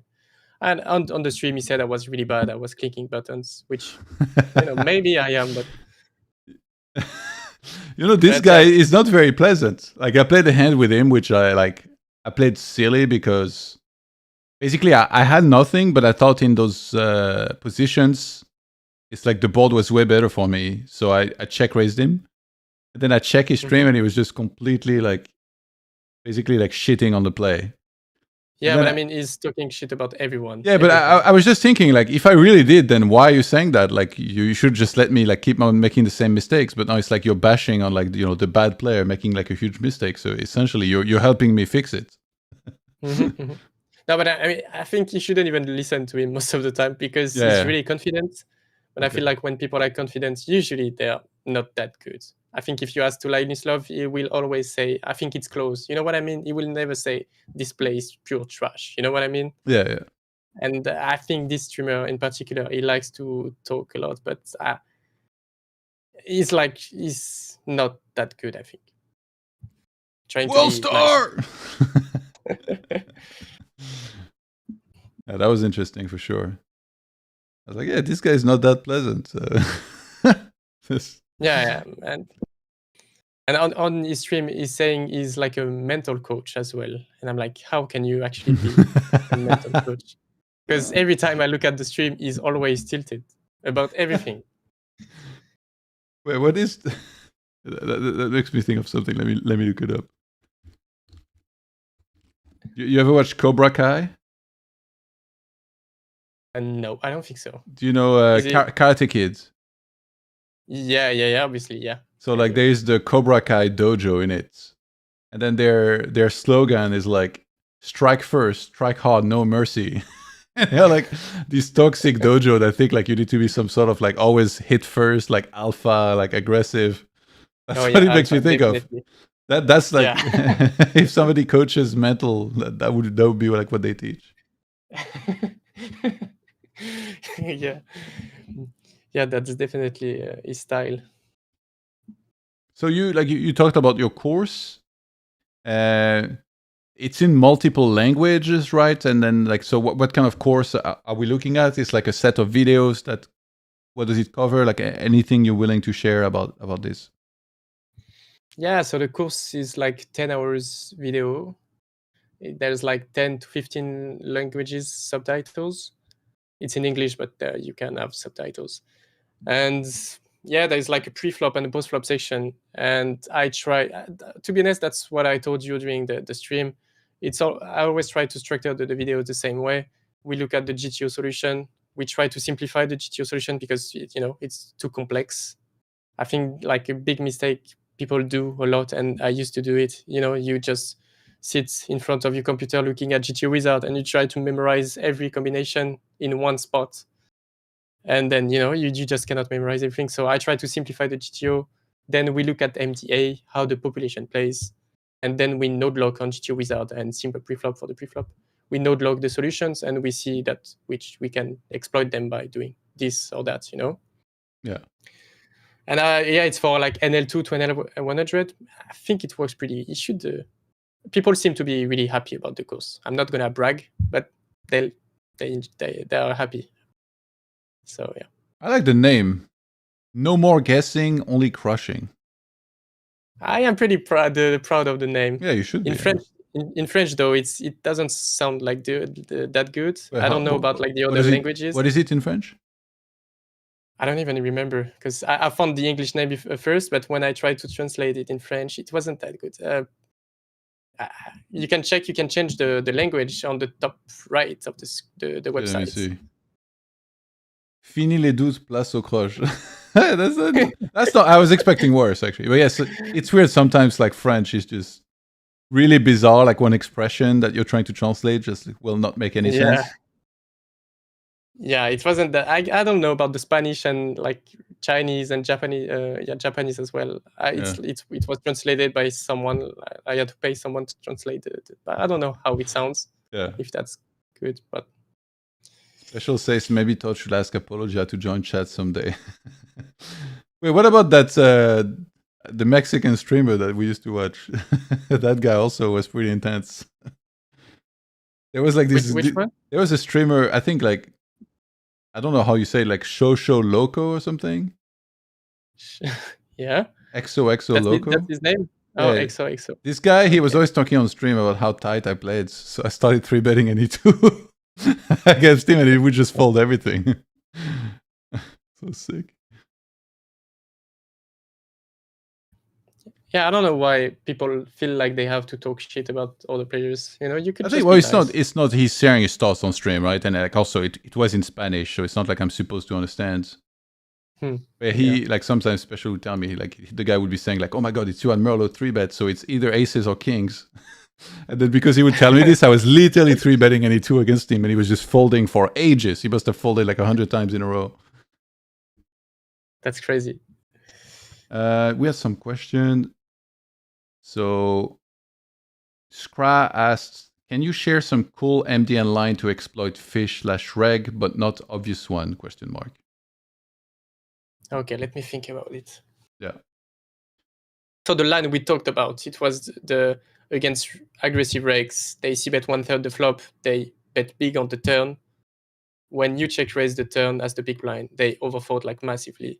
Yeah. You need to be sure it's a reg because the nits, when they bet big, they are strong, right? So don't bluff the nits. So if you're not sure if it's a reg, then how do you treat it? I would probably overfold until I know is a reg or fish, because most of the time it's gonna be a nit. There are more nits than good regs. Yeah. But yeah, they 1/3 into overbet. You check raise the turn, they will massively overfold. some obvious ones, but you know, it's so good. I have to mention it. When people check back in CGWC spot, you just bet 25% spot as a bluff, and they overfold somehow. I don't know how, but yeah, they check back any board except the SI boards and the king eye, I think. But all the other boards, they check back the flop in CGWC spot. You bet 25% pot as a bluff, and they overfold. But for value, now I hope people won't exploit me for that, but for value, when you have a value hand, you need to check again the turn because they delay c-bet too much. So when your value hand, you check again and you go for the check raise because they delay c-bet too much. So it's not that intuitive, but it's pretty, yeah, it's a good exploit, and that's thanks to MDA, because I would never have figured that out without MDA. And there's so many spots, so many small exploits like that.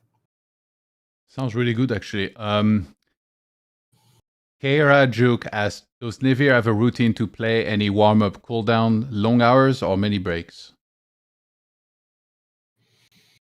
It's funny because every time people ask me, like, how do you study? How do you do this or that? I feel like I don't do anything, and I should. So to be honest, I don't have a pre-grind routine, but I just know like when I'm supposed to play, and yeah, no, I don't have anything. You know, I just have a routine like for the week. You know, I know with what time I'm gonna have to play during the week, but I don't prepare for anything. I don't do anything on GTO Wizard or like drills or anything. I like to play long hours. I take a break maybe like 5 minutes every 2 or 3 hours usually. Yeah, I feel like everything I do is not supposed to be good, but somehow it works for me. But like, so you say that, but like in the past, like you've been dedicated to, you know, studying and improving. And actually, so we were talking about this with some of the high stakes guys that we had on the call recently, and talking about how a lot of those guys, they were like kind of like about studying, obsessed with poker. So even when they were not playing, they were thinking about the spot. Even Kevin actually mentions, he was saying, we talk about this, and he said like, oh, after I play a session, I'm solving the hand in my head. So it's like he's not even opening a solution. He's just going off of memory. Everything is studied, and he just like runs the hand multiple times in his head and until he's kind of figured it out. And that's crazy. Yeah. So I'm curious, like, what about you? Like, do you feel like you've also kind of had like some sort of dedication / obsession, which has helped you, you know, really put in the effort to improve consistently at poker, or like how has it been for you? Yeah, I think if you want to get good at the game, you're gonna have to go this like stage at some point. You know, like just thinking about poker like 24/7.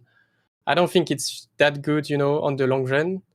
But I've had some. Yeah, I mean, I think like most players, I've dreamed about some specific hands. Like, and when I would wake up, I would actually know like what happened in the hand. You know, like I dreamed about it. Like it was so specific. Yeah. You know, like because I was thinking about poker like every time.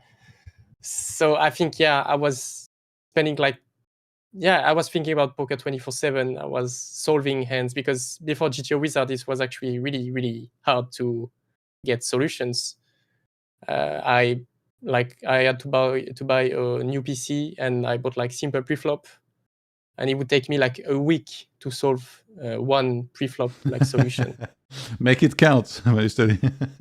Yeah, and the thing is, sometimes you need to build the tree yourself. It's not like GTO Wizard. You need to build the actions, like he opens this and 3-bet that, and you know, you need to put all the actions. And I would like solve for a week, and then realize that I didn't give like the small blind the option to open. You know what I mean? Yeah. So the small blind would just fold 100% because I didn't give the option, and I would have to do everything all over again. So yeah, I would think about it 24/7, spend like so much time on simple preflop and GTO plus for the post-flop solution. And I think I did a lot of mistakes, like, you know, trying to memorize everything in one spot. And I think it's usually pretty bad. You waste a lot of time and energy. Now I try to, when I try to study, I just look at the solution. I'm like, oh, the frequency is 60%, the sizing is 2/3. We like to bet this part of the range. This part of the range likes to check. That's it. You know, it takes me like 2 minutes. And obviously I'm gonna make mistakes. I'm gonna make some simplification that aren't that good, but at least I remember like how to play it. Because when you try to study everything and memorize everything, you just don't memorize anything. You know what I mean? Yeah. And also, if you study 10-8 deuce on single spot, you also know how to play 10-6-3. You know what I mean? Like it's the same thing, right? You also know how to play Jack 7-4. It's gonna be the same structure, the same strategy most of the time. You know what I mean? So, and same. Let's say the turn is a flush. You'd see that you use this sizing. Now I'm gonna be okay. Now whatever the spot is, when the turn is a flush, I know that I should tend to use this type of sizing, this type of strategy. You know, I'm not gonna study like every boards, every turns, every rivers. I would just try to simplify and I don't know how to explain that, but like simplify. Yeah. Sorry, simplify, and some boards are the same. You should play the same on some boards. You know what I mean? Yeah. I feel like sometimes it's easy though to mix up which boards. Like sometimes two of them somewhat look similar. Like in the example you used, it was pretty clear. But yeah, sometimes they will look similar, but they are not at all actually. Yeah, but the thing is also, I think what I explained in the course, I think if you think this board you should c-bet 1/3, but you should actually c-bet big, according to GTO, I think it's okay. It doesn't matter too much as long as you understand what the bet accomplishes. As long as you know how your opponent's range is gonna evolve during the hand. You know what I mean? It doesn't matter. There are so many boards where we should, let's say, for example, the Ace King X boards in single race spots. I think maybe you have studied that. You should overbet or check, right? Have you seen this type of spots? Yeah, it's like cut off against big blind, for example, right? Yeah, exactly. Button cut off. Most positions, Ace King, Ace Queen, Ace Jack X.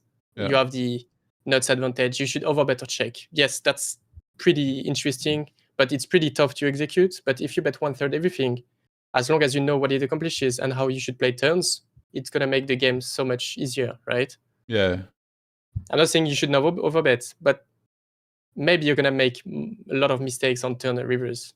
Because sometimes you're like, oh, I studied that. I know I should overbet. And then you're on the turn and like, I don't know what to do. You know what I mean? Yeah. Somebody did that against me today. I think he had 6s.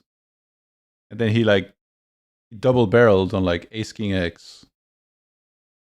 And then I was feeling curious. Yeah. So I called the second barrel thinking I'd fold river, but then he checked river. So so I won. Yeah, I mean, sick.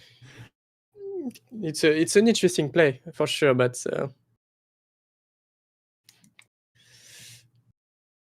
yeah, you should try to keep the game really simple, I think. Otherwise, we are not good enough to execute the strategies.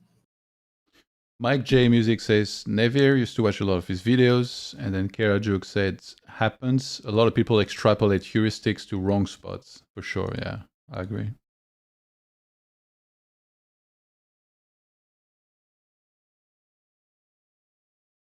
So we still have the 3 tables from what I can tell. Yeah, we didn't see like any hand, to be honest. I was expecting to see some big hands, but not yet. It's okay, it's chill, like we just chat, and then whenever there is a hand that's worth bringing up, even if we miss it, the chat can remind us and tell us, and then we'll have a look. So it's pretty chill as far as streams go. It doesn't have to be like super hardcore one way or the other. I like that. It's all show. We do whatever we want here.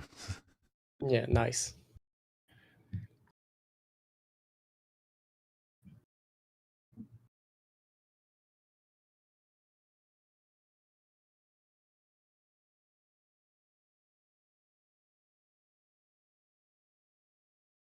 If they did, what stake would be perfect for you if CoinPoker did a championship? 100, 200? Yeah, I think 200 is like the limit where it's like the highest limit where I'm comfortable playing. Yeah. 500, I can, like, I've played even 1K, but it was like in soft games, really soft games. So if I want to play like for a month against probably good opponents, I think 200 would be nice. I wonder if they should do because it was mentioned the mid stakes maybe could be at a different stake.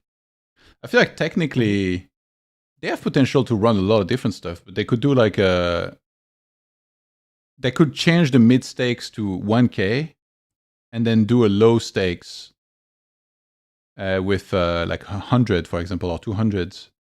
And then, like, I mean, technically, you know, they don't have to keep doing like no rake, I think, necessarily. They could do like a rake, but low rake and run something like this, I think, because people would want to play for sure. Like, let's say like you're paying, you know, 1 big blind max, then suddenly it's still very interesting to play in that. And then that would attract so many players. Like the pool would be very big. You'd have show tables. Like it'd be proper interesting. 2NL World Championship. Okay, 2NL. I don't know if that's interesting. That would be funny though. Imagine they do like a 2NL World Championship. There's like 4,000 players in there just grinding. And I think, yeah, they should put still like a Rolex for the 2NL leaderboard. It could be fun. No. Put a G-Shock or like a Swatch, you know? It's still nice. Yeah, definitely. But, you know, people would play like 500K hands a month. Yeah.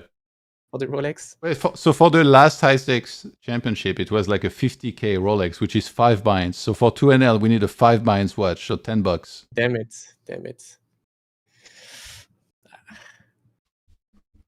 I don't know what's a $10 watch, but probably not very good quality, to be honest. Yeah. Well, actually, in the mid stakes championship, wait, how much? I think it was like, it was 15K. I think, yeah, the mid stakes. So that was 30 buyins since it was No Limit 500. Okay, now we're talking. So $30 watch for No Limit 2. Yeah, 15K is it's pretty good. Casio $5. Wait, is there actually $5 watches? Yeah, I mean, definitely. But it's from Casio. If it's used, yeah. I'm Googling it. There's some 20 euros. Oh my God, they lose scuffed as well. The 20 euro watch that I found from Casio, I feel like if you see someone that has this watch, it's like a mega try-hard ex-military or something. Oh, yeah. Are you a materialistic individual or not at all? Not at all. Like, minimalist. I wish I was like, it's not even minimalist. It's like, I don't even know what I want. And my girlfriend, she's always mad at me because she wants everything. I guess she's a girl, you know? She wants everything. Yeah. And let's say for Christmas, for example, she asked me like, what do you actually want? And I'm like, I don't know. I don't need anything. I don't think it's minimalist because no, it's not minimalist. It's just I don't know. I wish I knew what I want. But what do you mean you don't want anything? Tell her I want the Uri Peleg's latest course. No, but like it's like I have everything I need, so I don't know. And then she would buy me something, and I was like, oh damn it, I actually needed that. Thank you. And it's like I need something, but I don't know I need it. You know? Yeah, I see. So no, I don't buy fancy stuff. To be honest. What about like a nice restaurant dinner or something? Yeah, that's probably where I put the most amount of money. Yeah. You know, when we go out, like also the vacations. Special says when Never did camp video, pretty sure we saw some off-white t-shirts. Monkey's. Yeah, I mean, probably. Yeah, going like for vacations, may do like giving gifts to my girlfriend. That's what's make me happy. But actually, stuff for me, I don't even know what I need.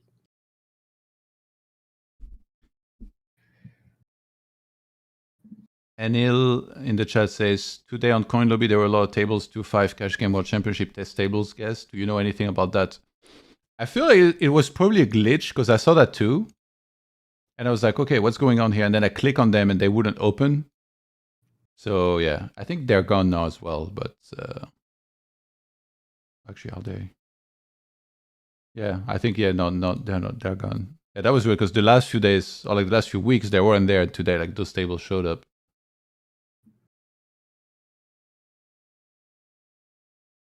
What did the chat say? Oh yeah, that was a while back. Rigged got a set of a set, and he was not too thrilled. So you're gonna grind. You grind every day, or you're just gonna do it? You're just gonna wing it whenever you want. Yeah, it's whenever I want. And now with the YouTube channel and the coaching and everything, it has been hard to play as much as before. I wish I could keep grinding, but I don't know. It's tough to mix everything. What do you think are the good hours to play on the fast table pool? Because like sometimes it's less busy, but it seems like there is always. So yeah, I actually did something interesting. How do you... On hand to note, I took like a lot of hands and I looked at the win rates per hour, and I found out like the best hour for the highest win rate. It's during the night in Europe, from like you're in Vienna, right? So yeah, same. Yeah. From like 10 p.m. to 6 a.m. are the best. But is it like is it different depending on pool, or is just like a general? What I thing? did was for regular tables. I don't know about Russian cash, but I think it's like a common tendency. Like I think it should be. I tend to grind during the night. Yeah. And I think there are a lot of leaderboards players. They start at like what's the time? Like 10 a.m. Like the new day. And yeah, something like that. Yeah. So I feel like when you play like 10 a.m., it's pretty reggish. And same for the happy hour. I don't grind during the happy hour because it's more reg heavy. It's weird because the busiest times is I think from like noon in Europe, because like there's a lot of Chinese players, and for them I think it's like +6 or +7 hours, so it's like the evening. Mm-hmm. So if you go from noon Europe to like early evening or like even afternoon, those are technically I think the busiest times in terms of players because of the time difference, like getting together. But apparently those are not the most profitable hours somehow. Yeah, maybe a lot of players, but maybe there also the reg to fish ratio is not as good. Maybe there are too many regs. Yeah. So how about live for you? Are you just only ever playing online, or do you dabble in live? No, I haven't played too much live. I played some in Paris. I've lived in Malta as well. In Malta, you have like 3 casinos for such a small island. It's it's funny. It's not really my thing. I get bored really quickly, and yeah. I mean, it's nice to play like once in a while, but I wouldn't like to grind like all time, like full time live. How about Vegas then? Yeah, I guess if I was going to the US, maybe it would be more interesting. Yeah, I never tried, but I will have to at some point. Dude, you gotta for sure. I always preach the Vegas grind. I love it personally. I think it's so fun. People there are super social, so you're just talking to like all types of backgrounds and people. I just enjoy it a lot. Although it is very slow, yes, but you get to talk to people, hang out, get some good food, meet quite the characters. That makes it interesting. Yeah, but that's the thing. I'm an introvert. I'm like a big nerd, It's exhausting to talk to people for me. Okay. I feel like I'm decently introverted as well, but for some reason at the poker table that doesn't exist. Like I don't mind talking at all. But not during hands, obviously, but anytime I'm not in hand. I realized it's actually really tiring to talk to people for some reason, because I don't know, it's like I try to be in a character or something. I don't know how to be with people for some reason. Yeah. So we didn't see the showdown, right, for the last hand? If it was on the right side, yeah, no, I don't believe so. It was like a low board, pair board with some diamonds. Yeah, I feel like we haven't seen. I'm not paying the most attention either, but we haven't seen like big pots where we've seen a showdown in a while. Especially in the chat said, good food in USA, ? Todd trolling. Especially is like so specific with food. Like years ago, I think it must have been like, I want to say like 2014 or something like this. We, no, not, probably, yeah, okay, 2014, yeah, I guess. There was like, Red Bull was organizing events, and then we were at an event in Santa Monica, like, near LA. And they always had like their go-to, food that they would order for like catering for all the staff. And then I remember they ordered like some Mexican food, and he's from Mexico, but it's more like American Mexican food, like Tex-Mex. And he was not impressed. Everybody liked it, but he was like, "Oh, this is not good." Like he wasn't having it. Yeah, says I thought Americans hated Europeans on their table. It depends who. Like obviously the regs, the American regs and the European regs don't like each other. Like the American regs think that the Europeans tank too much. They just fly in and they don't talk to anyone, and then they collect the money and they leave and potentially don't pay tax on their winnings. And the Europeans think that Americans are ungrateful, that they have access to such great games all year, and they just don't want to share or whatever. Have you heard about you're this? actually right. I agree. Yeah. I never went to the US, but I agree. Damn it. So, yeah, I wish we could play. Yeah, I wish we had some live like that, like some really soft pool live games. I mean, well, there is in the US. That's why Europeans go there. Yeah, man. I mean, in Europe. Oh yeah. Well, there is a great exaggeration, I think, from both sides. Basically, Yeah, definitely. Especially, usually, I feel like a lot of the Americans complaining they are like very tight players themselves that like don't even necessarily chat. I've played with a lot of misregs myself, and like when I say I talk to people, I don't mean like I particularly talk with the regs. There's some regs, by the way, that are very cool. Like some of my friends in Vegas, I've met like playing in 1-3 and ended up chatting with them a lot. So there's some super cool people, but there's also a bunch of misregs for sure.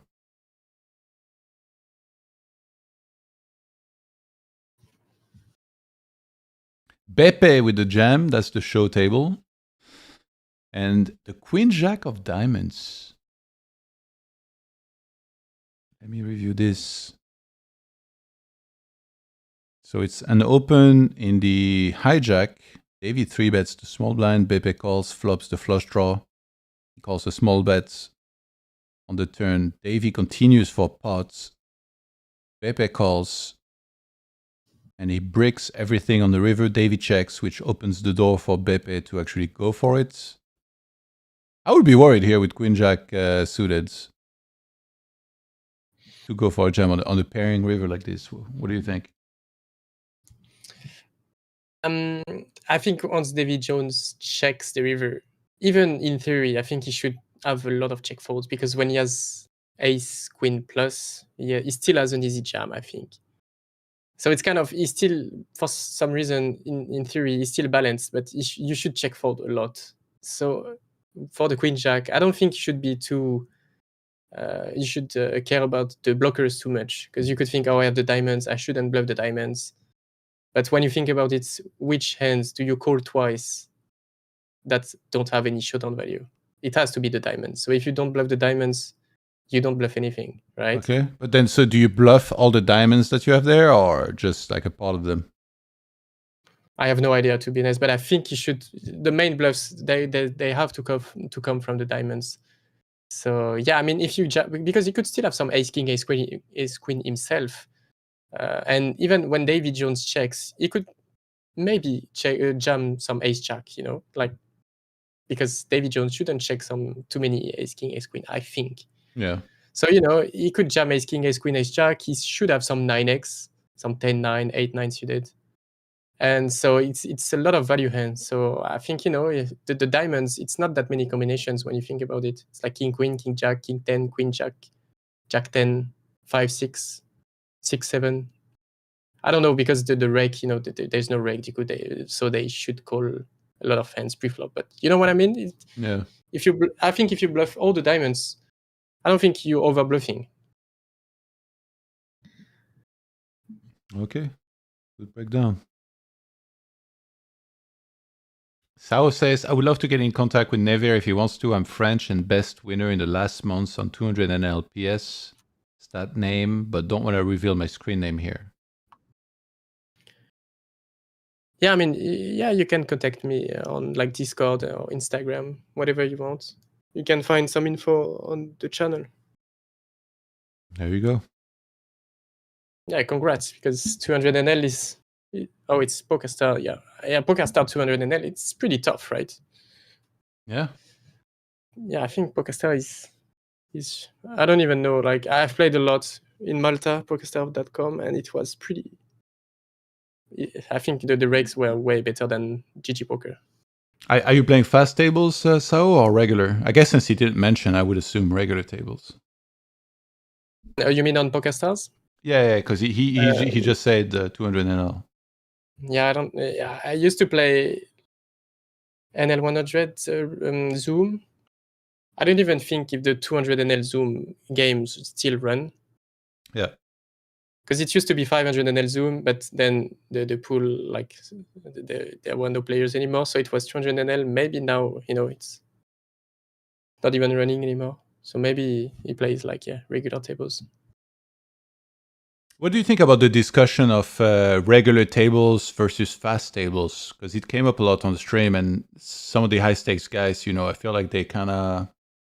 Most of them, I feel, would advise to play regular tables, but there's also some that have said, oh, like if what you enjoy is like playing fast tables, that's like also fine. You could technically play that. So what's your take on it? I think you can do both. I think you can make money at both games. I think it's just different play style. I think when you play Russian Cash, it's gonna be more about like small pots, small like exploits, winning like one big blind here and there and getting decent money. Yeah. And also doing a lot of volumes and farm for the reg back and everything. And the regular tables, it's more gonna be like table selection, focusing the fish, avoiding the regs as much as possible. So it's I did like both, and regular tables, it's pretty exhausting to actually do a lot of table selection. Yeah. So how many tables do you play if you play fast tables versus normal? When I play Russian Cash, I play 4, and when I played the normal tables, I used to play 9, the maximum. Okay. Yeah. But when I was playing NL50 regular tables, the tables were so soft, I didn't need to do too much table selection. I could just sit and the tables were good. Now, if I play higher, maybe I'm gonna play only like 4 to 6 tables instead of 9, and try to focus. Yeah. Ooh, we have a second show table opening. Prodigy just sat. Here we go. 2 show tables. And Sao says, I used to battle a lot towards Zoom 500s 2020 to 2022 back in the days with Davy and TaxHere. That's crazy.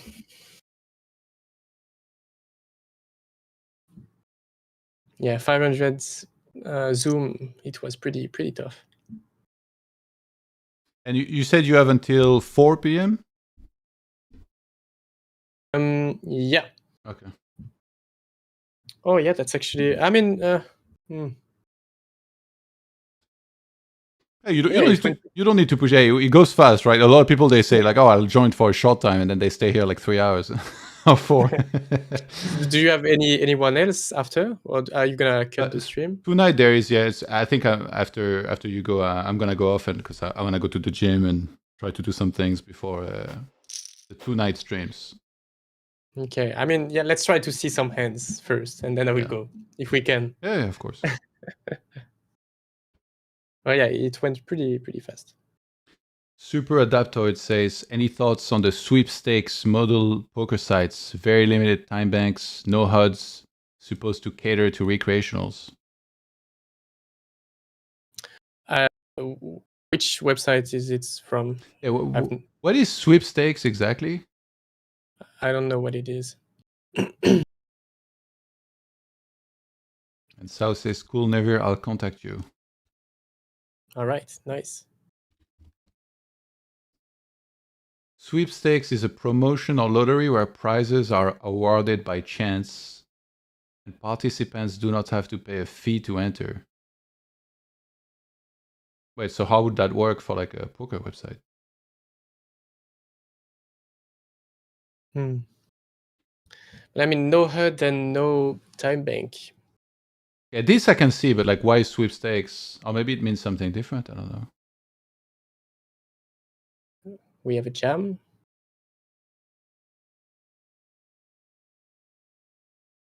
Where? Yeah, he had top 2. Oh, on the right side table, is it? Yeah, the show Oh, okay. show table.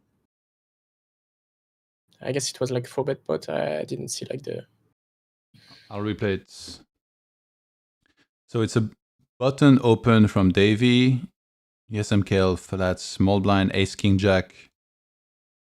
Davy bets 75%. We get a call. 7 of diamonds on the turn. Davy overbets. Damn, if small blind flats, what is he really calling here? I guess he's gonna have some sort of like. He does have some Broadway hands, I guess. I'm really not used of like the small blind flats personally. Yeah, same, to be honest. So on river he jams, he's just praying like, oh, lower 2 pair, please. Mm-hmm.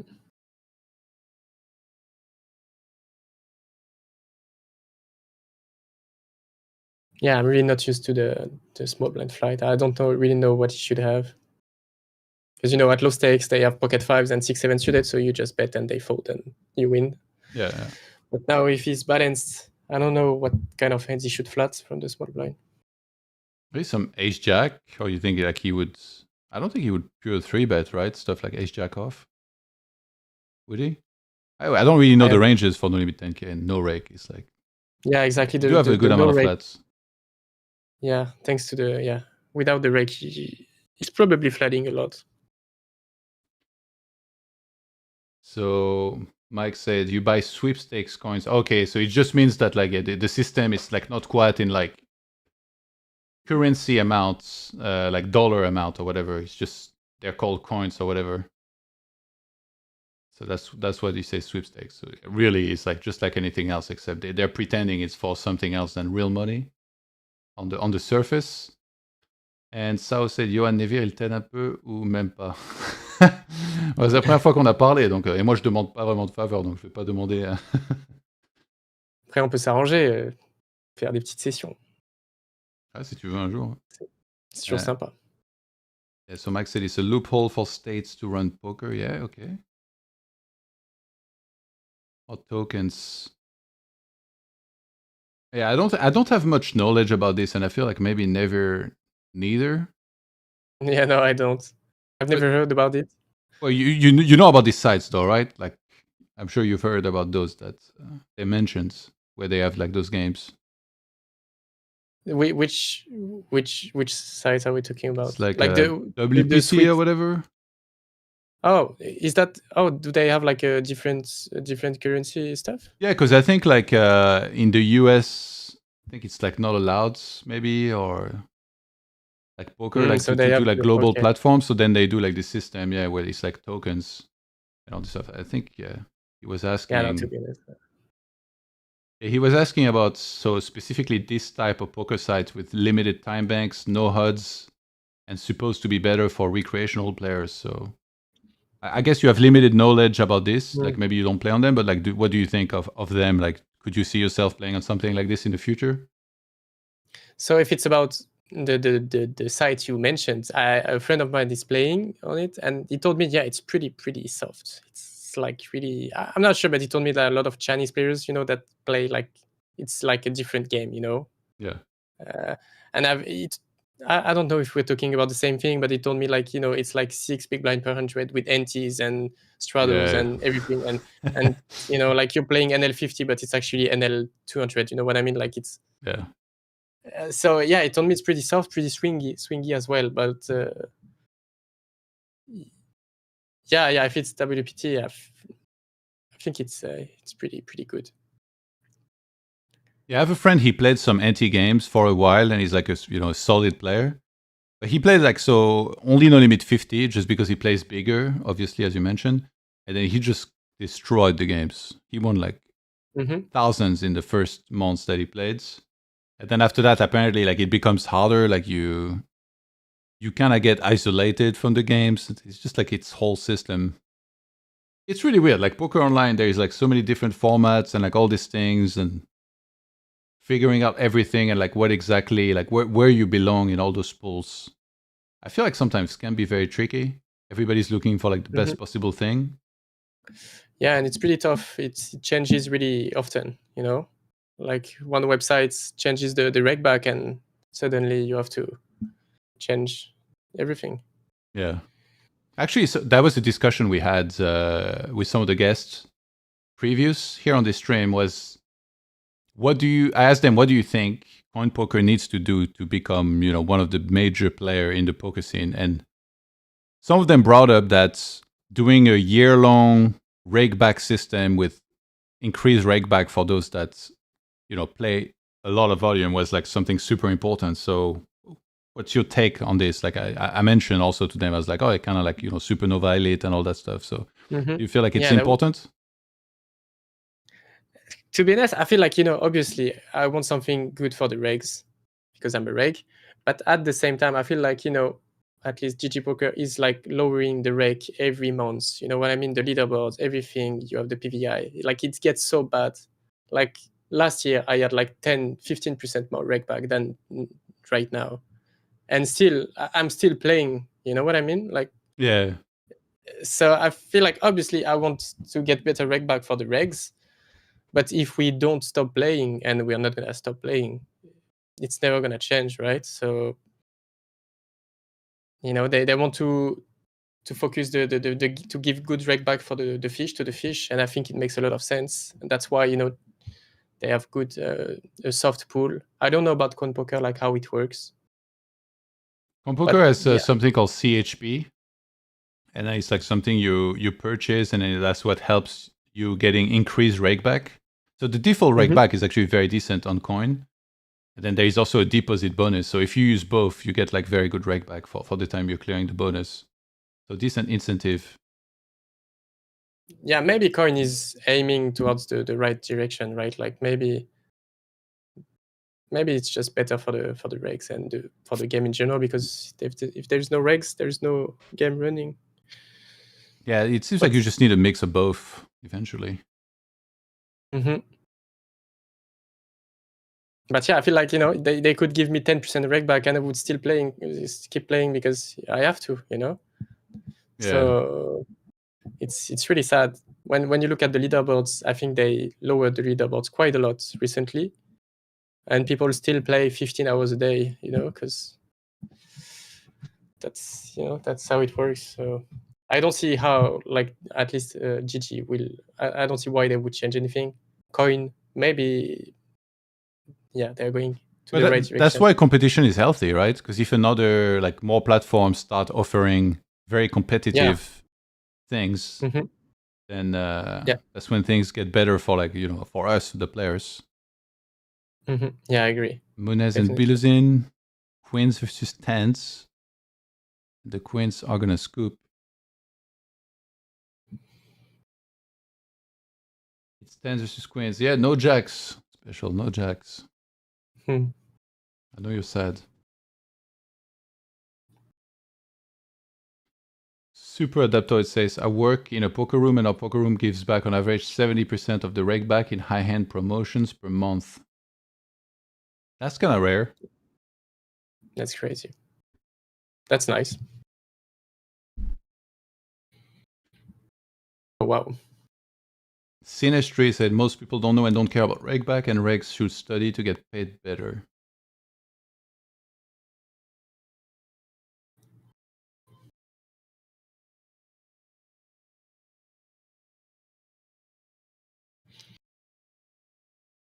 But yeah, I mean, I'm not old enough to have experienced the Nova Elite thing on PokerStars. But we used to have, like, 5 years ago, something like 60% reg back. Yeah. Which it was amazing. Now on GG, I have like 20 to 30%. It's like half. And yeah, 60%, it was, amazing. It's kind of weird. It feels like you're just getting squeezed for every penny, right? Because, like, on the one hand, the reg back is like lesser, but at the same time, there's like inflation. Everything's getting more expensive. Yeah, exactly. It's never gonna get better, I feel like, Oh, we must stay hopeful. Yeah, I mean, as he said, you just focus on what you can control, study and get better, and you can still make money. But yeah, it's getting harder and harder.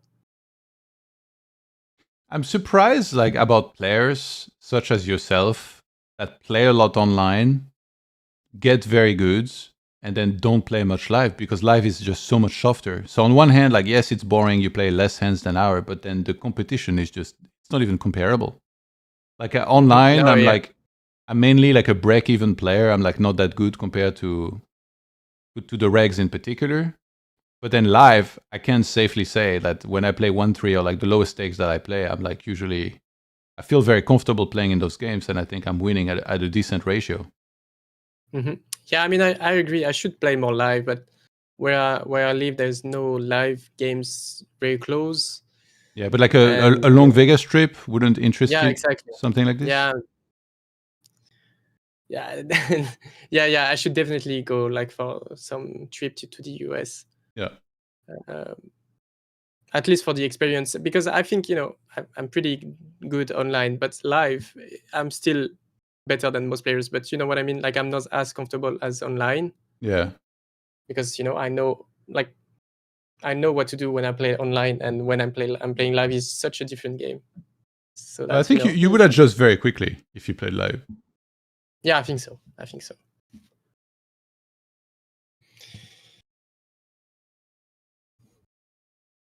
Are you playing a lot in Vienna? No, because it's too high. It's like it's 2.5, and then the rake is also insane. It's like it's capped at 25 euros. Like in Vegas, the same game 2.5 is capped at $6. That's crazy. Yeah, so so it's like 5% one big blind cap, right? Yeah. Is it 5? Yeah, well, like it's $6. Like it went up. It used to be 5. But yeah, so for 2.5, yeah, it's 5%, I believe. For 1.3, it's 10% up to 6. So it's obviously much better to play 2.5, but it's also, it's funny because people say it's high, but at the same time, if you compare to with here, between $6 and 25, there is like a huge difference. Yeah, exactly.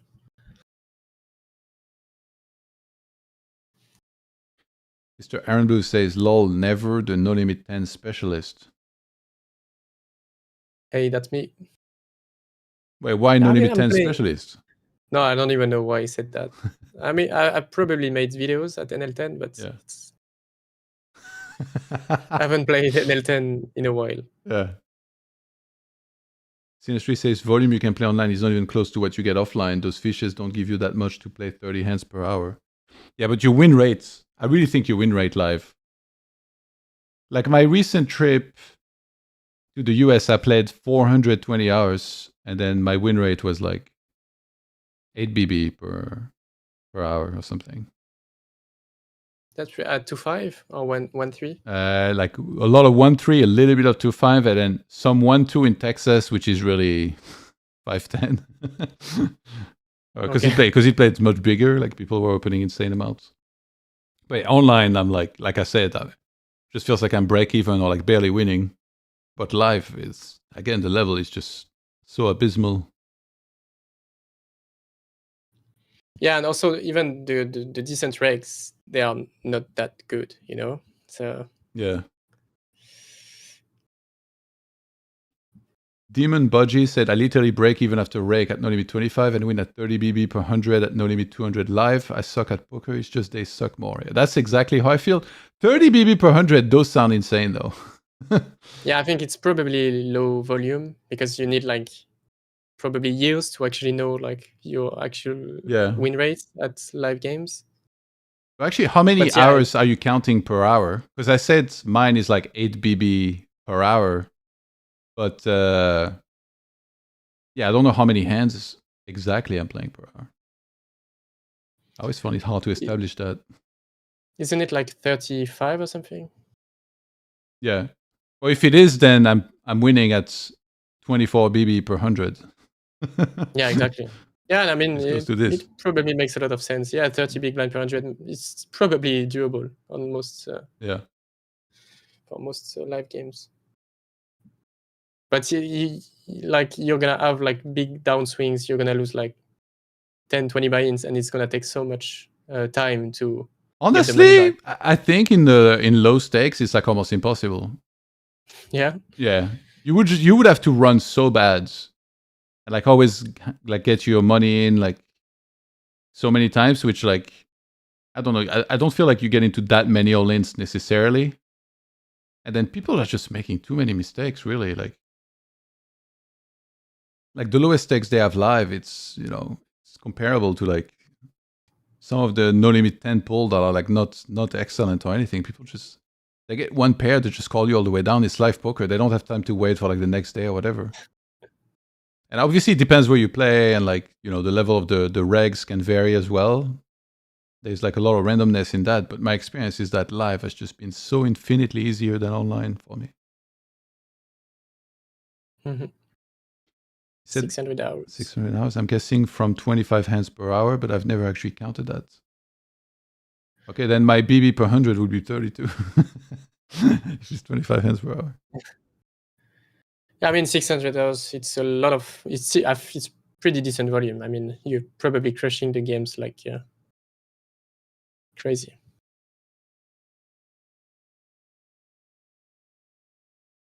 Time to move up. Actually, what's the rake in your game, Demon Budgie?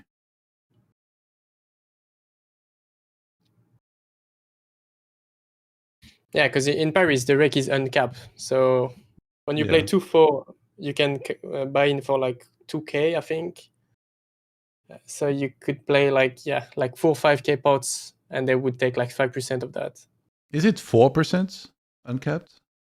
It's 5% uncapped. Oh, they raised it? Because I think it used to be 4. Where I played, it was 5, I think. Jesus Christ. Yeah, because if they're going to take this much, you would think at least the percentage shouldn't be, like if it's uncapped, right? They should at least do like 5% capped 3 big blinds. That's, pretty good. Yeah, so it's the same as, well, Vegas, I guess, is 1-3, and the max is 6, so it would be 2 big blinds.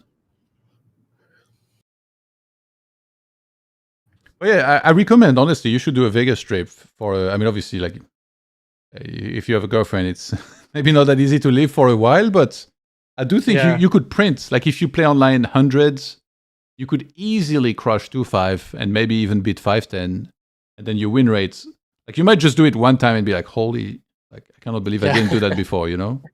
Exactly. Yeah, a good friend of mine is living in Vienna, actually, playing like full time, and he goes to Vegas like once a year at least. Yeah. And I will have to go with him at some point. But also it's expensive, right, in the US? I mean, it depends. Like you said, you're somewhat minimalist in a way. Like, so if you like to eat out all the time, like the food there is insane. That's what you will spend on the most. But if you don't get out of line, and also you get rake back. Like every casino you play at, like most places, for every hour that you play there, you get $2 on a card for food. So basically, if you play a lot of hours, one of your meal in the day is free, and then the other meal you can eat at home and not spend insane amounts. Then it's not going to be that expensive.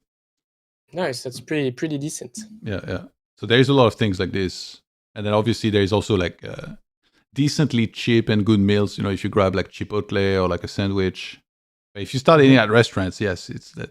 That's usually that's why I don't play that much 2-5, is because I usually win at 1-3, but then I'm always eating like some nice food and always end up spending way too much on that.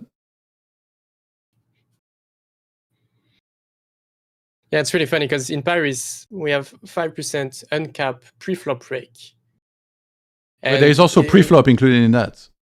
Yeah, pre-flop rake. And let's say you play in 1-2, because I used to play 1-2 there.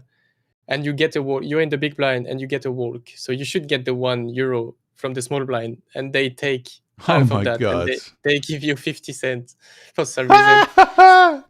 50 cents. And nothing is free. You don't get any rake back. Yeah. You just get water, and that's it. Yeah, if you want insane. to eat, it's gonna be like €30. 50 cents. Oh my God. Yeah, it's really it's funny. That's insane, man. Actually, I played in LA at some place called Gardens. I don't even remember exactly the blind, but I just remember like if you chop, but they have a jackpot there also. So it's like really weird. Basically, if you get to the blinds, you just kind of look at each other, and then if you both have a jackpot hands, which by the way is very telling about what you might have. So like, let's say somebody has like 2-3 suited. Then they say, okay, let's play. because then you could make like a straight flush and get a jackpot hand. But if both, like what happens most of the time, and people have trash, they just look at each other and they say chop, so then you chop. But the small blinds has to pay something to the rake. It's so dumb, dude. Would they chop? Yeah, but then so you chop because if you go to a flop, the rake is like insane. The basic rake. Oh yeah, makes like sense. They already take so much, so you chop to still save money, but you still get scammed. But you get scammed less if you chop. It's like the whole thing was like insane when I heard about it.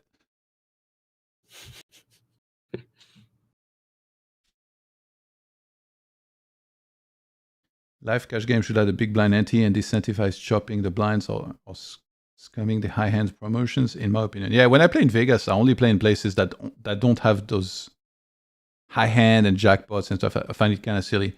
I do like not chopping though. Because like I said, like the pool is not very strong, and also people take it very personally there. It's really strange. They get like super tilted instantly. Because almost everybody chops. So me, I never say anything, and then when it's my turn, they're like, chop? They expect me, I'm going to say yes. I'm like, no. And some people, they spew like insane. They're like, oh yeah, you don't want to chop? They just go to war, and level themselves. I mean, it's crazy. You're here to play poker, right? Why would you chop? They don't want to play post flop. It's crazy. It's like, yeah, but to them, they think like they just want to play like multi-way with strong hands. They think like that's what poker is. They think blind against blind is like uninteresting, and they think we're gonna have trash most of the time, and we're just gonna check down or whatever. They're like, oh, there's no money to be made here. It's like, well, actually, we're supposed to play a lot of hands there. Yeah, and it's probably the most interesting, at least the most complex. So.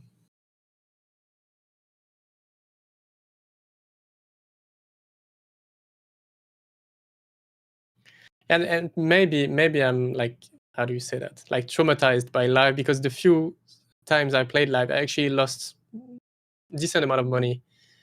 And people like to say that, online is rigged because you see like big setups. But the biggest setups I got was playing live, like losing like nut flush against straight flush or stuff like that. It never happens online. And I probably played like really, really low volume live. And I got huge setups. So I feel like, I don't want to play live anymore, But obviously, yeah, I should. Sao says, I agree with you, and played 1-3 for a week at Rosvadov and won 8K pretty easily. Not sure if I ran, as I never played live, but lifestyle kind of sucks though, living at night, etc. Yeah, I mean, I heard that, I've never been to Rosvadov, but I heard like also like, there's kind of like nothing around it. So you're just in pure grind mode if you go there. Whereas like Vegas, there is plenty of activities. This is probably the place in the world that has the most simultaneous poker players playing. So you can play at any time. If you want to have normal hours, you can perfectly do that and then still have like activities on the side and stuff. There's a lot of nice people. I made like a lot of friends from there.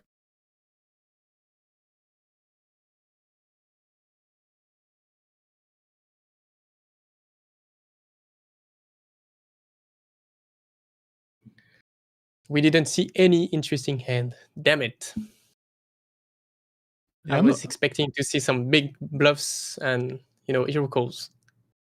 Yeah, I think they're not forcing the action or anything, right? It's just the two show tables. Yeah.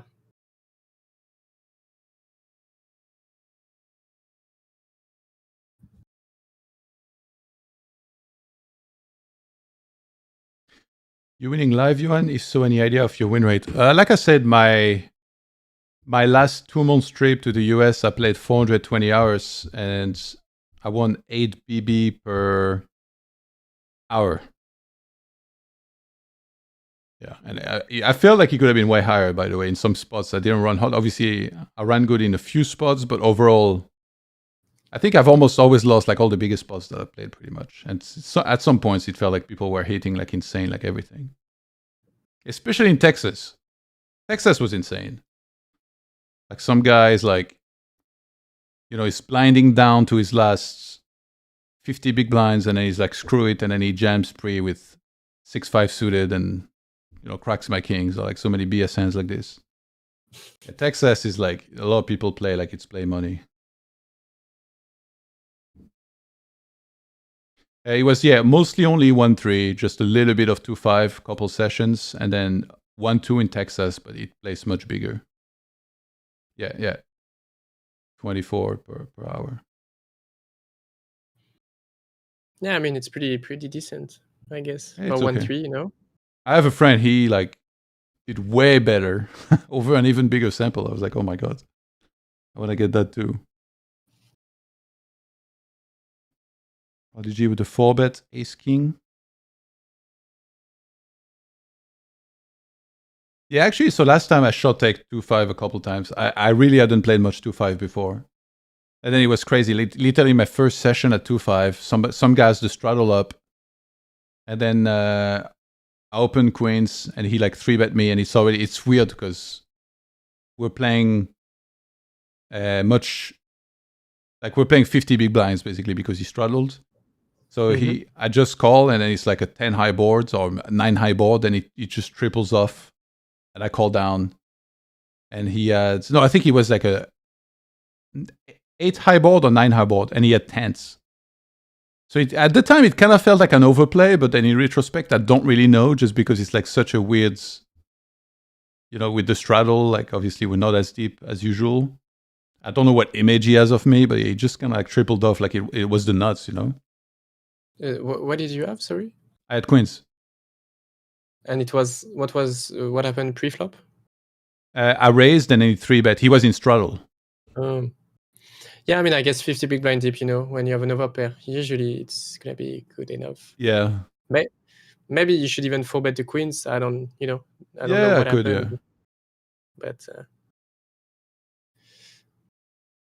Demon said, do they go multi-way like every hand in Vegas/Texas? Every hand UK went to his limp ×5 unless someone has tens, ace king plus. Yeah, it's like that a lot. As far as limps, yeah, also there is a lot of people limping.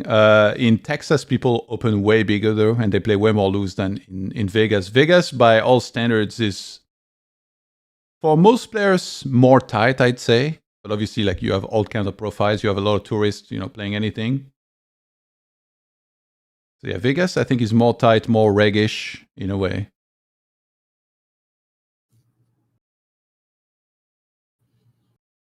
Offline has even higher variance than MTTs. Also, every time I spoke with offliners, they're like BSing me with their win rates, but it's just a feeling. I don't know. I think there's the level.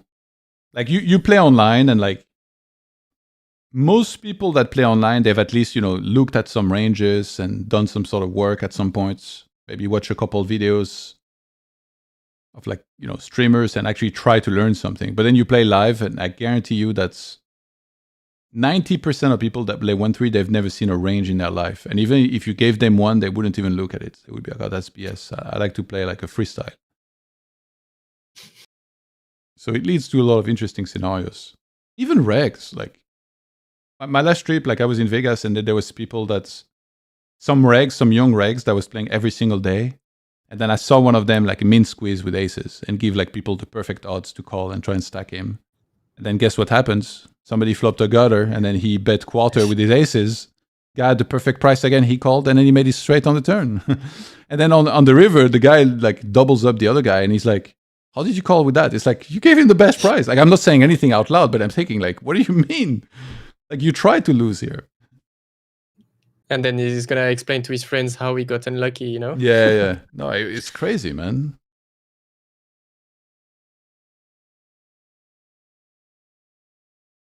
Demon says, I really think best players will be easily 10 plus BB per hour.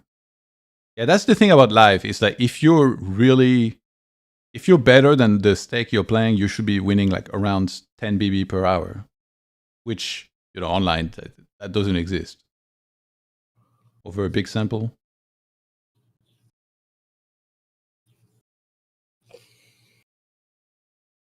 What's up, Yuzu Cosmos? He says, oh, never. Yo, guys. I mean, I'm about to leave soon, but I'm still waiting for... You want to see one more hand? All right, let's pay attention. I mean... Oh, there's actually the 7 is suited. Look at this. Let's take a look. What is this? What is going on? It's not the show table.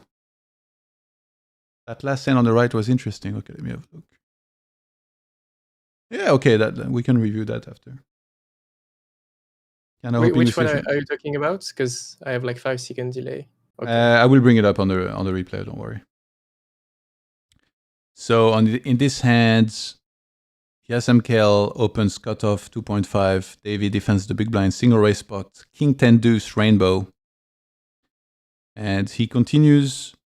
This is the scenario where you're gonna have overbets, right? Not sure. I'm not sure what happened. It's okay. He opened. It's cutoff against big blind, and it's King 10 deuce rainbow. You're gonna have overbets here. I don't think so. Maybe big bets like 75, but maybe overbets. But I don't think it's like really high frequency anyway. Okay. Which scenario then would there be overbets on like some Broadway boards? I think on, except like the ace king X board, ace queen X boards, maybe some like really dry 10x board, like 10-4 deuce rainbow, you can have overbets. Okay. Because you have all the overcards that can apply a lot of pressure, and he's gonna have a tough time to call. But on like this type of boards, I don't think you should go higher than 75. I could be wrong, obviously. So Davy calls king on the turn, and Davy leads for a pretty small bet. What the hell is going on here? It's like less than 20%. I have no idea. And MKL re-raises.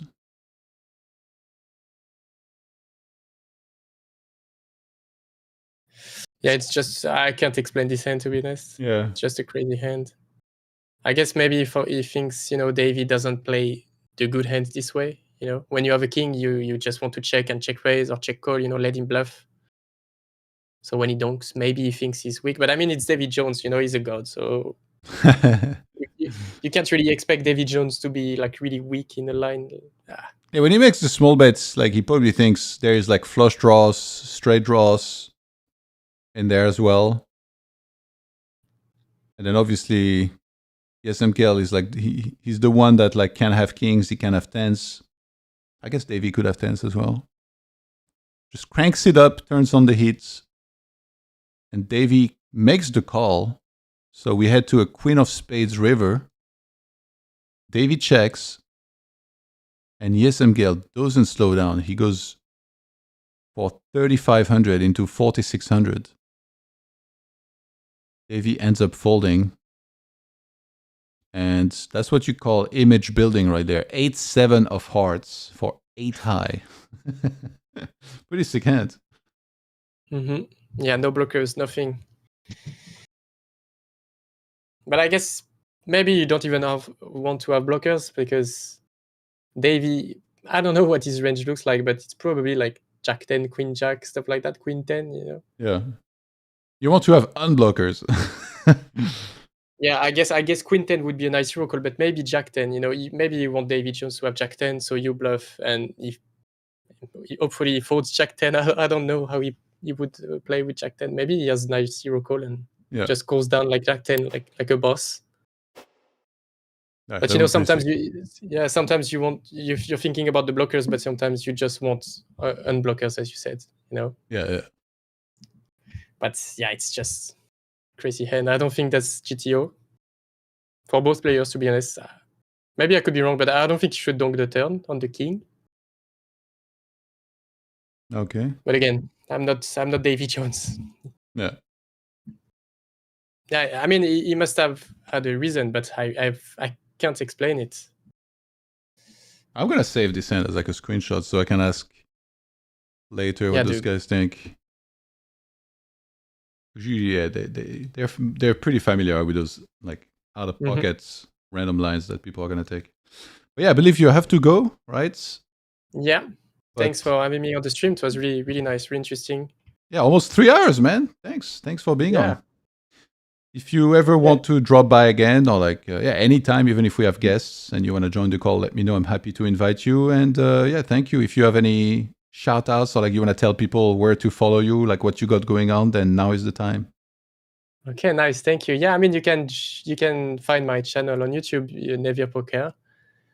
And you have like my Instagram somewhere. It's like Nevia Poker as well. yeah, you can find my course as well.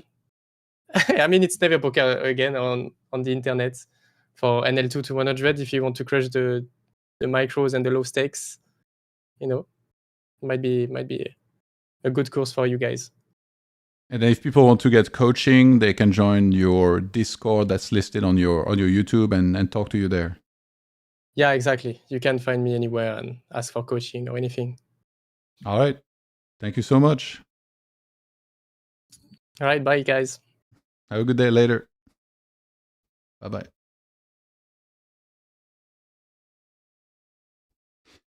All right, shout out to Nevir, guys, for being on. Make sure to give him a follow everywhere. Nevir Poker, great content creator. Great guy as well. It's very nice. First time I talked to him today by voice. And I'm going to go off now for a little bit, but I return later on. So right now I'm scheduled to go live at 7 p.m. with Shirashi, and there's going to be some other guests as well joining at the same time. Sherry Sweet, most likely, and Ablis. So that's in 2 hours and a half. So I got some time to go to gym, maybe get some food.